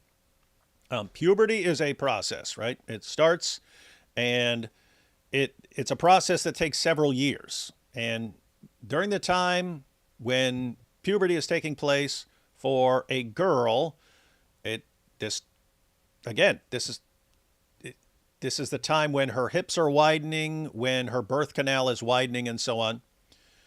She can get pregnant before that process is completed. In other words, she can get pregnant before her birth canal has widened and before her hips have widened. And it's extremely dangerous for her and for the baby. So why would you not just wait until she is fully developed? Why? What's the point? In other words, if you could have sex with your bride after she's fully developed, in which case the risks are significantly reduced, or you can have sex with her at a time when the risks are massively elevated both to her and to the baby, why would you go with the more dangerous one? So that's People the that ask questions like that, they act like they've never seen a 6-year-old girl before. Mhm. Like even that question. It's like, well, can you compare a little 6-year-old girl next to a grown man? Open up a biology book, maybe? The idea, like the excuse of like, well, more why is it wrong morally? Why should we go condemn a grown 56-year-old shoving himself into a little girl for when she was 9? Why is that wrong? Yeah, so this is on the one hand it's a legitimate issue to bring up why something is wrong. If you say, "Hey, don't do this," and you say why. Mhm. And so there you're in the realm of what's called meta ethics. Like what is it that grounds moral claims and so on. But you can also flip this. It's like, okay, why shouldn't I torture old ladies for fun? Mhm. Ask them. Prove to me that I shouldn't torture old ladies for fun. Why shouldn't I do that? And then you start getting into some of their rules. Well, guess what? At the end of the day, you'd hope that they just, okay, well, you shouldn't do that because it's bad to pointlessly harm old ladies for with no good reason. Something along those lines. But guess what? Uh, Christianity is more principle based than rule based, right? Islam is all rules, and if Allah didn't give you a rule, you're just under no obligation to follow anything. Not a lot of principles. In Christianity, you got principles to go with. Principles. So, do unto others as you would have them do unto you. That's a principle. That's not giving you some rule that applies in some specific situation. It's a principle that can apply in all kinds of situations, even if you don't have some sort of specific rule. In other words, if you were to ask someone who's a Christian who believes in that principle, the golden rule, hey, well, why shouldn't this 54-year-old man have sex with this prepubescent 9-year-old girl? Think, okay, do unto others as you would have them do unto you. If I were a prepubescent 9-year-old girl, would I want some creepy, smelly, old, Heaven's Gate looking pervert climbing on top of me? No, I wouldn't want it. I wouldn't want that at all. Okay, well, don't do that to someone else. But the principles in Christianity are Islam doesn't stand up well. Islam doesn't do well if you apply those principles, Christian principles from Jesus himself. But I can't think of a moral meta-ethical theory. I used to teach philosophical ethics. So you've got the different moral theories. You've got consequentialism, that would be most people who the most common form of consequentialism that people might be familiar with is utilitarianism. You have deontology, you've got divine command theory, and so on. Um, Islamic teachings don't stand up well under any moral theory. The only thing they could point to would be a strict Islamic view of divine command theory where they don't, if Allah hasn't told you something, then there's no reason to think it's wrong. And so you basically want to challenge them on that moral theory. That's a really, really screwed up moral theory. That if Allah hasn't told you something, then you can't know that it's wrong, or can't have any basis for thinking that it's wrong. It's a weird theory, weird model.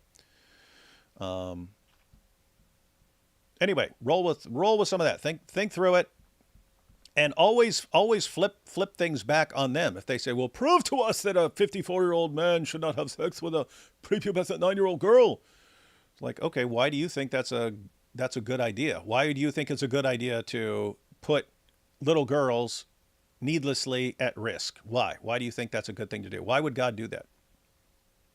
Anyway, lots of directions you could go with that one. I guess why Jesus said, "Whoever loves family more than Jesus," when Muslims come to Jesus and drop their family, they really love Jesus and truth. Yeah, that's the flip side. So I pointed out there are all these obstacles, but there's a positive to that. And that it's when a Muslim says, "Yep, I've been told all my life this will get me sent to hell, and I may have to give up my entire family, and this may get my head chopped off, but you know what? I want to know Jesus anyway." That's someone who's probably on their way to becoming a pretty hardcore Christian. What is this? How do I tell new Western Muslim converts about Islam's evils? What do you think about that? Tell them there you'll get two different types of Western Muslim converts: those who didn't know and believed the lies that they used for the dawah, and they attracted them into it, and then they'll just leave, which a lot of those types of converts do end up leaving. Like, they didn't know these things. They really thought Islam was just a religion of peace, and it just gives you a guidance to organize your life, and and just keeps you away from doing these bad things that may harm you, you and the people around you, and they don't really know anything about Islam. And then you have the other types of converts to Islam that, yeah, this is what Islam teaches. Why I agree with it. And if I have the chance, I would go ahead and implement this. There was a woman, ex-Muslim woman that I spoke to, and she was like, first of all, she flat out said, she was American, all right. She flat out said that freedom of speech is overrated. If there was a good Muslim man that would be able to take care of her daughter wasn't, she was older than this now, she would marry off her daughter at the same age that Aisha was. And that was after she said she would give her daughter to Muhammad at that time. She's like, why? In a heartbeat. So there are the implementation, what the laws for apostasy. She was like, yeah, I would have that implemented. It's like number one is like, hey, so there's two different types. You could either get that or that. That's not gonna say it's like all these converts in the West is gonna see all these terrible things about Islam and be like, oh, we don't want nothing to do with Islam. That's it. We're all gonna leave. No, there are those who are gonna be like, yeah. And And Tawheed. yeah, it's pretty much like clockwork. If you see someone converting to Islam, it's there's a couple main reasons. One is Chris Rock talked about this. Still want to make a video about this, but they make it hard to if you can't find it on YouTube, if you can't find the clip on YouTube, they make it hard to record clips from Netflix. I can do it, but I have to break out a special device and stuff like that. And then they constantly like update their stuff. Keep in mind, it's totally legal to take clips and respond to them, and that's called fair use. But they make it hard to do. But anyway, Chris Rock, this I don't know, maybe 2 years ago, he had a comedy show, and he was pointing out that like we've created a culture that is addicted to attention. Like individuals are addicted to attention, and then he breaks down different ways to get attention. He said there are four ways to get attention. He starts talking about the different ways to get attention. Like one of them is to be the best at something. Like if you're the best ball player, whatever it is, if you're the best at something, well, guess what? You'll get attention. But that's the one that takes by far the most work. That's the hardest one to actually become really great at something.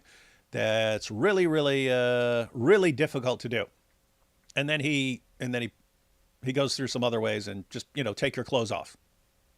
Okay, you'll get attention like that. So he's talking about like going in the OnlyFans direction or something like this, or the you know just social media, putting your body all over social media and stuff. Starts talking about that one. But one of them that he points out is be a victim. So if you can be a victim of horrible oppression and so on, you can get quite a bit of attention for yourself if you do that. Now, the interesting thing about Islam is converting to Islam is a path to instant attention and instant victim status. And so you have some people who are converting just because it's like a cool thing to do on TikTok or something like that, or Andrew Tate did it. And it's not people who examined any sort of evidence. It's just here's a cool thing to do, and I'll get attention instantly. And simultaneously, if anyone criticizes me, they're persecuting me because I'm a Muslim. So you have people like that where it's not examining anything. It's not about evidence. It's just a quick grab at attention. And you have influencers who do this, because if you're on TikTok, guess what? All of a sudden you can convert to Islam and you get a bunch of new followers who are praising you for your awesome new path and so on. And then you make sure you just do everything online. So you have people who are converting, and it has nothing to do with believing any sort of arguments or anything. It's just it's a quick attention grab. But you do have people who convert to Islam because they believed what some Dawah guy told him. Right? They believe what a Dawah guy told him. So the Dawah guy came along and told him about all the powerful evidence and about the miraculous preservation and about the scientific miracles and so on. And the person said, wow, this must be true, and converted to Islam. Okay, those people 100% of the time have been fed a bunch of complete nonsense. So the real question here is, how do you show these people what they just got themselves into? How do you show them that? It's actually pretty easy. Learn to ask questions. So I made a video about this. It's titled something like "How to Share Unpleasant Facts with Pleasant Muslims." So these are people you're not, trying to tick off, right? Sometimes we're just trying to tick people off because people are acting like jerks and so on. If you're actually you see this person is converted to Islam. You're like, what did this person not do any bit of research here? Did he seriously not investigate this? Because if he had seriously investigated this, he would not have been converting to Islam. So what do I do here? But anyway, I've got a video there where I talk about some of this stuff, but think about the difference between, hey, your prophet, after this person converts, hey, what are you doing following a pedo? What are you doing following a guy who molested a little girl? What are you doing following that, right? Notice the difference between that, where a new convert probably doesn't want to talk to you if you're coming at him or coming at her like that. Think about the difference between that and getting the same information across, but in a different way. So think about the difference between, hey, your prophet's a pedo, what are you doing? Versus, oh, that's interesting, you converted to Islam. I'd be interested in your perspective on this issue that lots of people bring up. Lots of people bring up Muhammad having sex with a 9-year-old girl. And I was wondering how you made sense of that, because now that you're a Muslim, Muhammad is the pattern of conduct for Muslims. So how do you kind of reconcile that with the historical information about his relationship with Aisha? There, you're not even attacking. You're not even not blasting away. You're asking this person for information. And it's probably something the person never thought of. But these new converts will have an eagerness and a willingness to try to defend their religion. And so if you're asking for information, then all of a sudden they're going to start looking it up. And guess what? Let them respond, right? Let them respond. Oh, yeah, because they're going to go look it up. They're going to go to stupid Dawa sites and lame videos and stuff.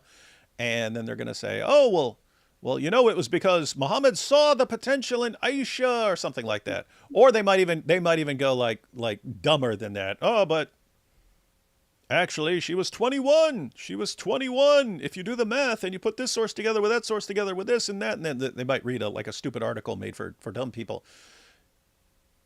So the point there is you can ask a question that will cause this person to try to defend Islam and might make this person start looking into this. And then they're going to get back to you. And you say, oh, okay, thanks. Thank you for that. I was interested in what you thought about that. Then later on, come back and say, hey, you were saying it was because Muhammad saw the potential in Aisha and saw that she was going to be a great scholar and so on. Just wondering, and then follow up with that. And then whatever they respond, okay, thank you for responding.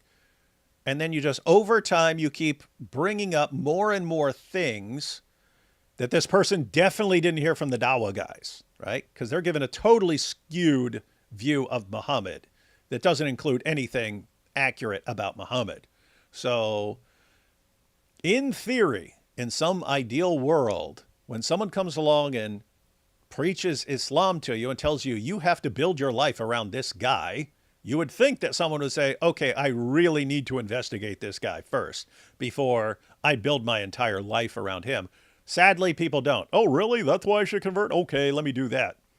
So what you're doing is you're kind of helping the person do the investigation they should have done before they converted but didn't do.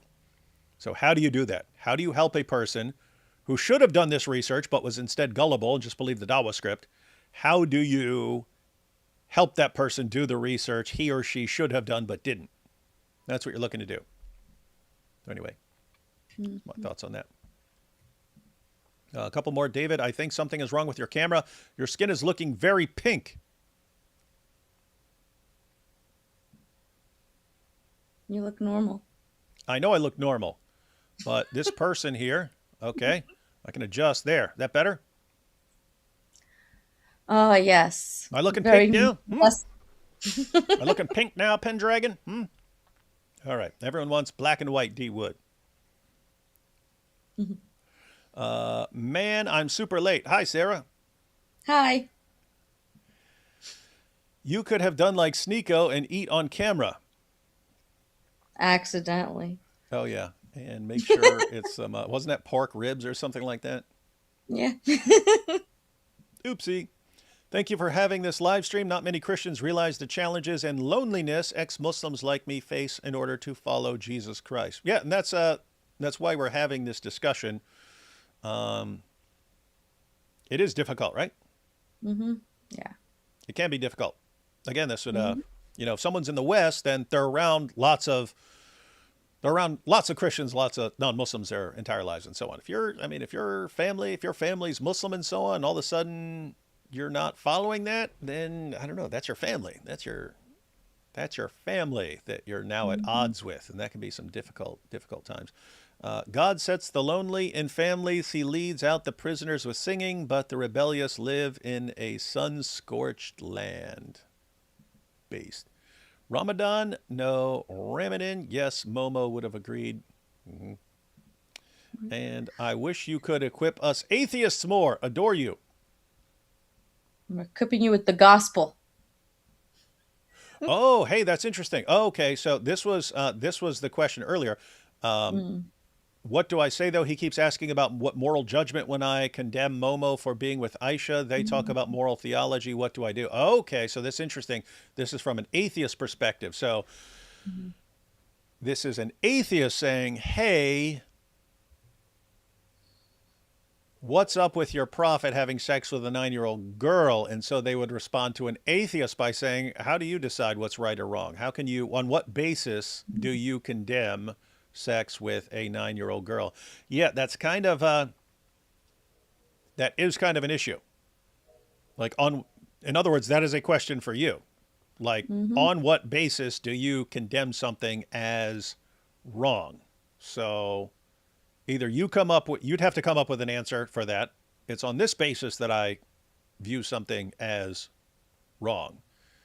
And they're going to ask you to defend that. But I would probably stay on offense and say, what are you guys saying? Do you Muslims? And you can even pull this card. You can say, look, I'm an atheist. I'm an atheist and I'm looking at what you guys are saying. Are you guys saying that it's okay to needlessly endanger a young girl, to endanger her life and the life of her possible offspring? I'm an atheist. Maybe I can't explain exactly why I think this or that is wrong. But are you guys seriously telling me that according to your religion, it's perfectly acceptable to needlessly endanger little girls and babies? Is that what you're telling me? So you're not saying here's my moral theory, because if you say here's my moral theory, then well you'd better be ready to defend your moral theory. But if you didn't want to lay out some sort of moral framework from an atheist perspective, then just flip it on them. At the end of the day, they don't want their religion to look bad. And so if you're saying, hey, wait a minute, I'm looking at Islam. Are you guys really the religion that says it's perfectly acceptable to endanger little girls and babies? Because if so, I want nothing to do with this stuff. Then kind of see what they say. I'd kind of go in that direction. But yeah, thanks for clarifying what background you're coming from, because that kind of changes the situation. Like if it was a Christian saying it, it's like, okay, well, I'd point out to them, hey, you guys claim to follow Jesus. Here's what Jesus said. But anyway, yeah, different situation. And here we have Ida. I'm sorry, I'm going to say something sensitive. I wonder if somebody ever did a study on people who convert to Islam, how many of them have some kind of personality disorder, etc. Put it in nice words, seriously, scientifically interesting. That would be something. Like when you're looking at the public reverts, like I can't say about people who just decide at some point to follow Islam or something like that, or they're in college and they're looking into various things and they decide based on the Dawah script that Islam is the path for them. There, it's just like gullibility. Being gullible doesn't mean you have a personality disorder. But lots of the people who are like online and they go, they instantly, hey, I'm on TikTok now because I just recited my Shahada. Now I'm going to take you through my entire journey and so on.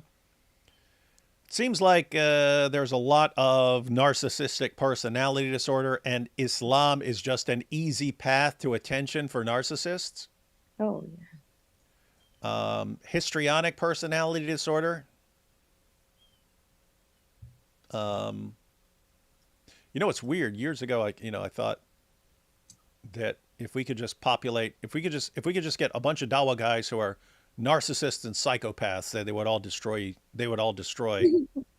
would destroy the religion for us.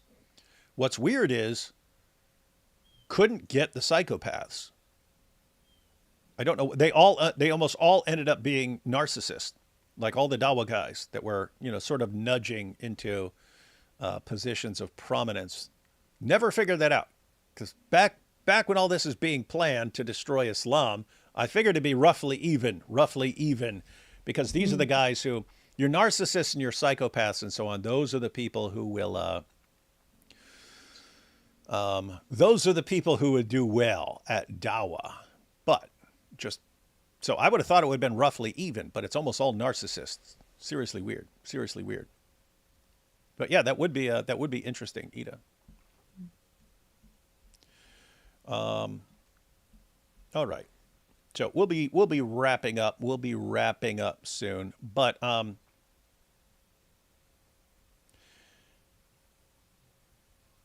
there are other people who are watching, right? So there are people who are watching who may not have left Islam, but they may in the future. There are people who are ex-Muslims now. your situation was with your husband, although a lot of it seems to apply to ex-Muslims in general, just with family in general, not just with a husband. But what advice would you have for everyone who might be going through something similar? For Muslims that want to leave Islam, is that what you're asking,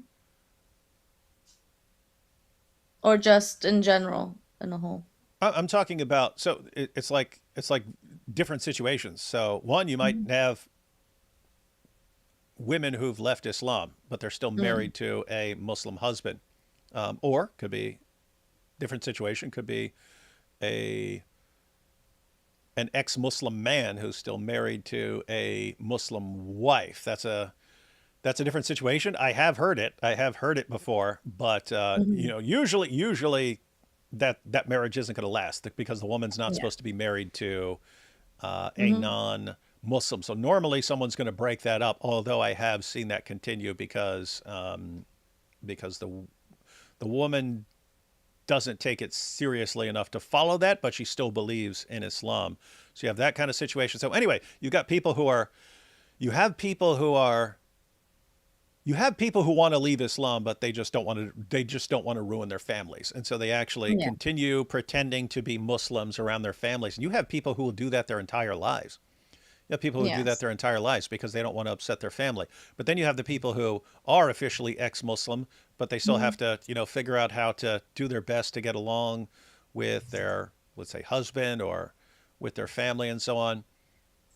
Um, Yes. Okay. I'm gonna pull up a Bible verse that came to mind. I think, where is it? I need Matthew. Mhm. Okay, I'm gonna before I read. Oh, my gosh. Okay, you know what? I like Bible Hub. Hold up, it's less confusing for me. All right, there we go. Um, Jesus in Matthew 10, starting at verse 34, said, let me go ahead and scroll. I think this is important. And I had to, like, this is a Bible verse that I had to remember constantly. Is like, this was actually a verse of encouragement me, like, since I left Islam and dealing like with all of this stuff. So Matthew 10 verses 34 down to 39, it says, "Do not think that I have come to bring peace to the earth. I have not come to bring peace but a sword.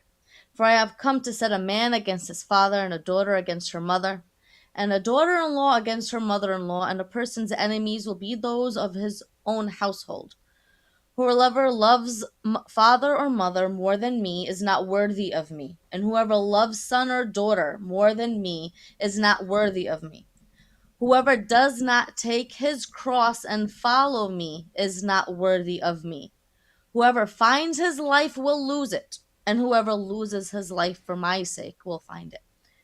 This sounds like someone's like, this is like scary and hard to me. Again, this was a verse of great encouragement because I knew who was saying it, and he wasn't saying it as like, oh, we're gonna go ahead and go to war. I'm like, there's an actual war, spiritual war, that is truth and lies. And Jesus says that I am the way, the truth, and the life. I mean, we could just look at, there's disagreements throughout history. It's like you could just view the world how things are going.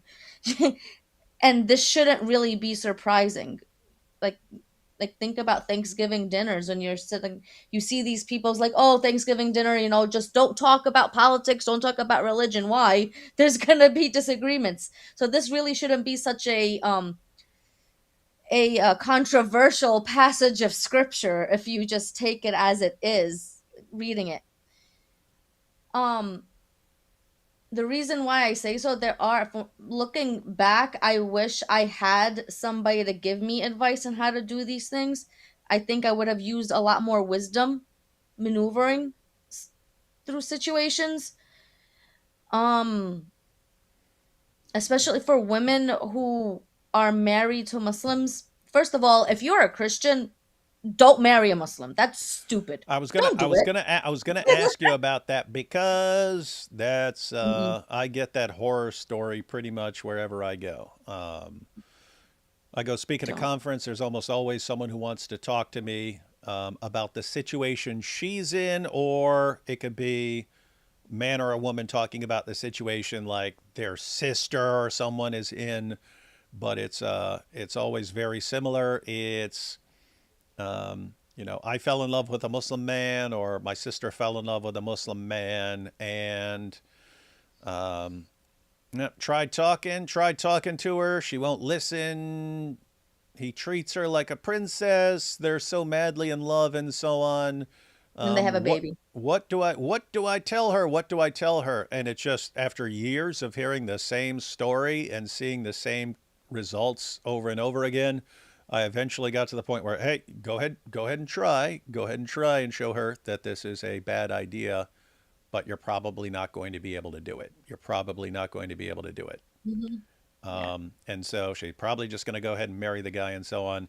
And it's probably going to be later when she finds out the problem. Hmm. And yeah, as you pointed out, usually when she gets pregnant and then the family jumps in and all of a sudden it becomes an issue of how is this child going to be raised?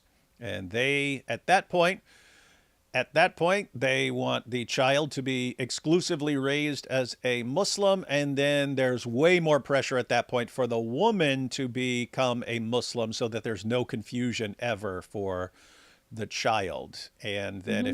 if you don't want to do that, then all of a sudden they either want to take the kid away and something like that. And that's when they start, if you're here in the US, then they'll start saying, hey, let's take a trip back to Pakistan, or let's take a trip back here to Hmm. greet the family, when they actually have other plans in mind and so on.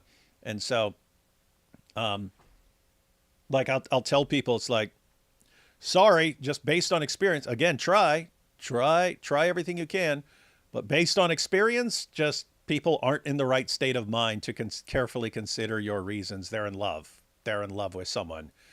And so it got to the point where I'm like, okay, what you should probably be focusing on is letting her know, once she finally realizes what a disaster this is, what does she do from there? In other words, hey, I can tell nothing I'm saying is convincing you that this is a really bad idea and that this Hmm. is eventually going to go downhill really fast. But when that happens, here's what you do. Here's what you do. So it Yeah. becomes like dealing with the aftermath. Yeah. But yeah. Anyway, sorry. I just wanted people to. No, sometimes people can just, the only way some can are able to learn is learn the hard way, unfortunately. Like you could have all the warnings and all the advice around you, and you're not thinking with reason, you're not thinking with logic, you're not thinking about your future, you're thinking about the now and how you feel now, and that's how you get yourself in trouble. But for the, let me just go back to the one that was like, because I know this it happens a lot. There's going to be a Christian woman who became a Christian while she's married to a Muslim. And I think this could be applied with anybody, like any other marriage. Just like you get married and you have an unbeliever, but like I guess specifically within Islam, because there is this real spiritual fight that ends up happening, and it's there in your home. You leave it spiritually. Spiritually, you're free. Spiritually, you're made right with God, but then there's still outside forces that come after you, like from the outside in. um I admit I was very naive, through this whole thing. Is like I had um good optimistic thoughts about how things were looking, how things were, like, it was like God loves marriage and he's going to preserve this thing no matter what it is, so I'm going to keep on uh just what I thought was me obeying God during the whole time. I did not use, for somebody who always asked God for wisdom, I didn't actually have that much wisdom being in the position that I was in. I still put myself, as long as I showed myself still being a submissive wife, still listening, but still putting my religion at the side, because either way, he acknowledged that he thought that my Christianity would just be a phase, and he didn't think I was going to take it seriously. So, and then that's what happened. Um, when you find yourself in that position, make sure you don't have this worry about you don't what's going on around you. I found myself trying to protect him more than me actually caring about my own growth and my own future, and ignoring what God has been trying to call me to for so long. I looked at my marriage. Sometimes this can, with for women at least, uh we want our families to be happy. We want our families to be healthy. We want to make sure our husbands are happy. And especially if you're a Christian, you're going to look at what the Bible says about wives, and you're going to try your best, especially double, when it comes, if your husband is not a Christian. You're going to try because now you feel like all eyes are on you, which, while you have good intentions, saying that you are obeying God, what you're essentially doing is making your marriage and your husband an idol over your life. That's what you want to avoid. And I'm going to admit that's what I did. So when things ended completely, that's what it ended up causing. I had a lot of anger and wrath after that God had to put me in check for. And you want to avoid that. So that's my main advice. Do not look at him as your some type of idol. You may think no, but it is. You gave your life, you're picking up your cross in that marriage, like in the verse that I said. That is it right there. But you have to follow Jesus. That would be my advice for the woman. For the husband, it would be the same thing. I think it would be the same advice. Um, because a Christian husband was still going to want to follow God and obey God. Like, what did Jesus say? What did Paul say about husbands and wives? He has to give up his life for a wife. He's supposed to love his wife as he loves himself. Like, I'm not a dude. I don't know exactly how that looks, but he's going to want to love his wife as he loves his own self. I think that could be a danger at times too, if you have an unbelieving wife, holding her up as an idol. You know, just follow, like, just like literally, like, follow. You want to obey God, but you, in your mind, are you obeying God, or this is all like some kind of like, yeah, that's it. Just, you can't save people. Get your you can they are a tool in God's hands to deliver his truth and live righteously, but you can't save nobody. And once you realize that about yourself, this weight comes off of your shoulders. God's the one that does the saving. So yeah. Yeah.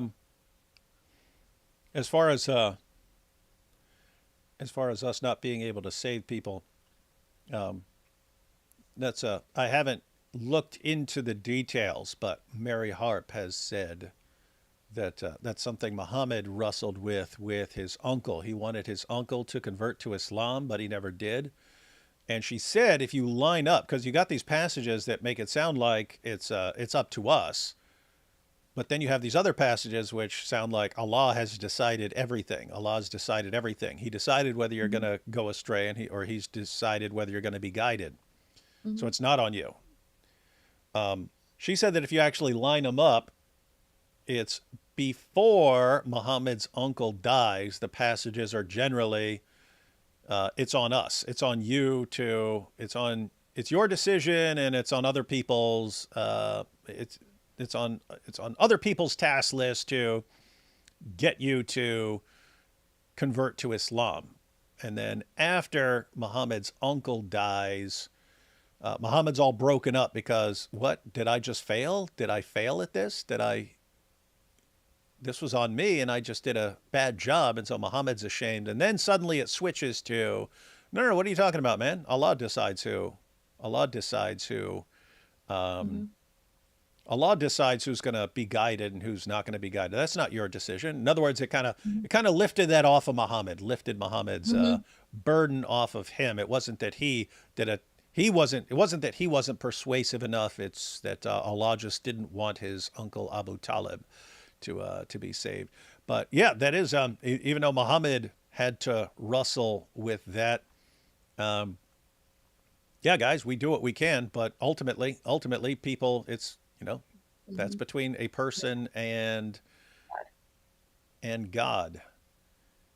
And so, who is your ultimate loyalty to? Is it towards your husband, or is it towards God? Hmm. Is it towards your parents, or is it towards God? And that's what a lot of people struggle with.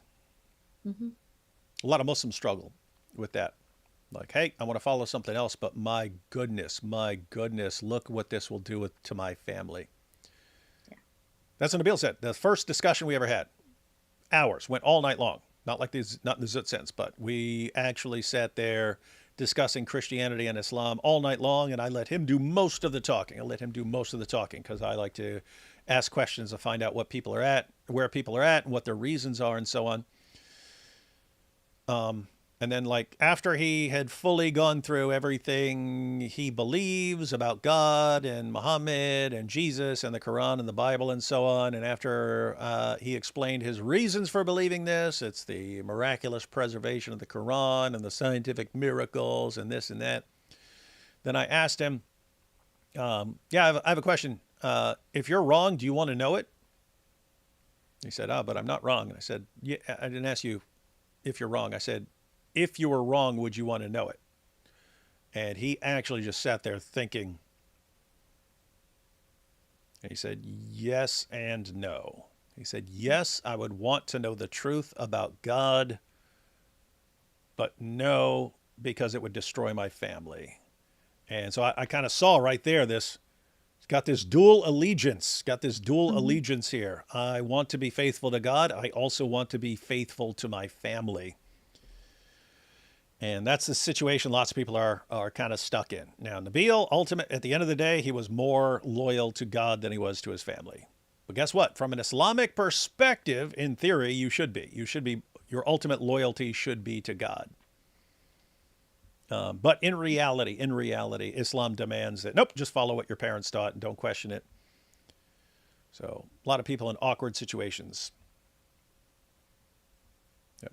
Yeah. One final little thing because Christians also have holidays and so on. Hmm. Any any thoughts on comparisons? Is it kind of the same boat, or do you have has Ramadan affected your view of Christian holidays? Oh no. Um, I don't know why it wouldn't affect my view in that because Christian holidays have to do with Jesus, and all the other fun stuff like trees and presents and stuff is just extra that's involved, you know? And I just like for me and my house, uh I we don't really do the if you've been bad, you're not gonna get any presents. I really try to make it Jesus like. It's like we were bad, yet Jesus died for us on our on the cross. He gave us the greatest gift, and we don't deserve it. So that's how I would make that for like them growing up, and so and even like with Easter, it's like it's the resurrection of Jesus. So it's like technically every Sunday you should be celebrating the resurrection of Jesus, but we just make it even louder on Easter. That's it. So it's just Jesus. So that would be the difference. Before would be continuous, like and during Ramadan, it'll be us, us, us, me, me. What am I gonna eat? Do I have onions? Do I have this? Like food, food, food. Who are we gonna invite and all these things? It's not really about Allah, which right now it's like the last 10 days of Ramadan right now. So if you like failed at being, nice and giving gifts and stuff, it's okay. You have the last 10 days of Ramadan where everything is like perfect right now for you. It's like you can make it up then. Um Christmas and Easter and all the Christian holidays is literally your eyes are directed towards God. You just ignore the commercialization of situations. Who cares? Which I think it's pretty cool because they still acknowledging Jesus, and instead of Christians getting upset about it, just use it as a gospel conversation. It's like, hey, I see that you're buying Easter stuff. Do you know about the resurrection? Are you a Christian? Christians, so you just use it to your advantage, and that's it. Hmm. We have this question. Why is David monochromatic? Yeah, that's because people are habitual whiners here. There are people who are habitual whiners and complainers, and they demanded that I be in black and white. Otherwise, Hmm. I'll look too pink for them. Um, Karen Fisher said, "Apostate of Allah, your video on being a Muslim wife during Ramadan was enlightening. Thanks." Yeah, and everyone, Yeah. you can check out Sarah's, again, link to Sarah's channels in the description box. And here we have, can't even get baptized over here. A lot of trouble being an ex-Muslim. Hmm. That That's is that is kind of an issue, being in certain parts of the world. Shino and Shania, so Somali ex-Muslim TV, they talked about the difficult situation because they're online, but they're preaching to people in like Somalia. And some of those people in Somalia will convert to Christianity, but there's no local church. There's nothing. Like, what do they do now? Who's, everything has to be online, right? They have to be discipled online. Everything has to be online because there's nothing there. Anyway, they got to the point where they were doing baptisms online, right? They're like, okay, you go over to some water, and you're sitting here and you got your phone, right? And you're talking to them on your phone, and you're going over to some water, and they're saying, okay, now go down to the water. We baptize you in the name of the Father, the Son, and the Holy Spirit, and so on. But yeah, we have Islam causes a lot of problems, and we have to come up with creative ways to get around the situation. So, yep. If there's no uh, if you're in a situation where you're just Islam makes a lot of these things difficult. Yep, just going to have to do some of the things online. Might have to go to church online. Might have to do everything online. All right, last couple of super chats here, and then we'll head out. What's this? That awkward moment when an atheist realizes that their worldview is just as indefensible as the Muslim worldview. God bless you, Sarah. Are you Masri? That means Egyptian, right? I'm half Egyptian, yeah. Okay. Hmm. Got that. And I'm sorry about your family dynamic, Mr. Wood. What are you talking about? My family dynamic is awesome.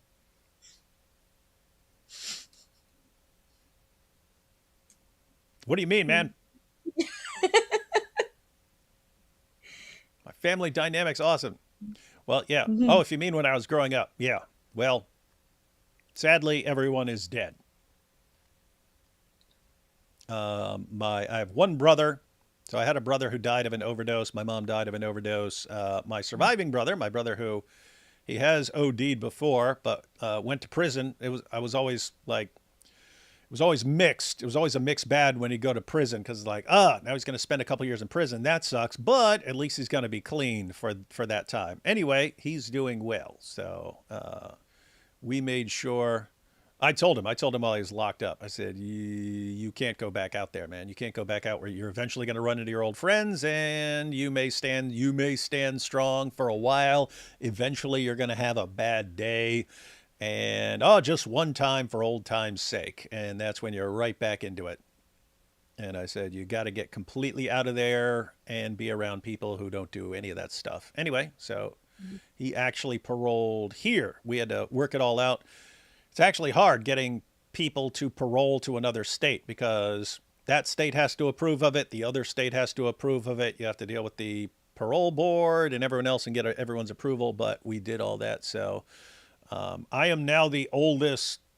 I am now the oldest member of my bloodline. I'm almost 50, but I'm the oldest the oldest member of my bloodline. But as far as the people who survived, everyone's doing pretty well. Everyone's doing pretty well right now.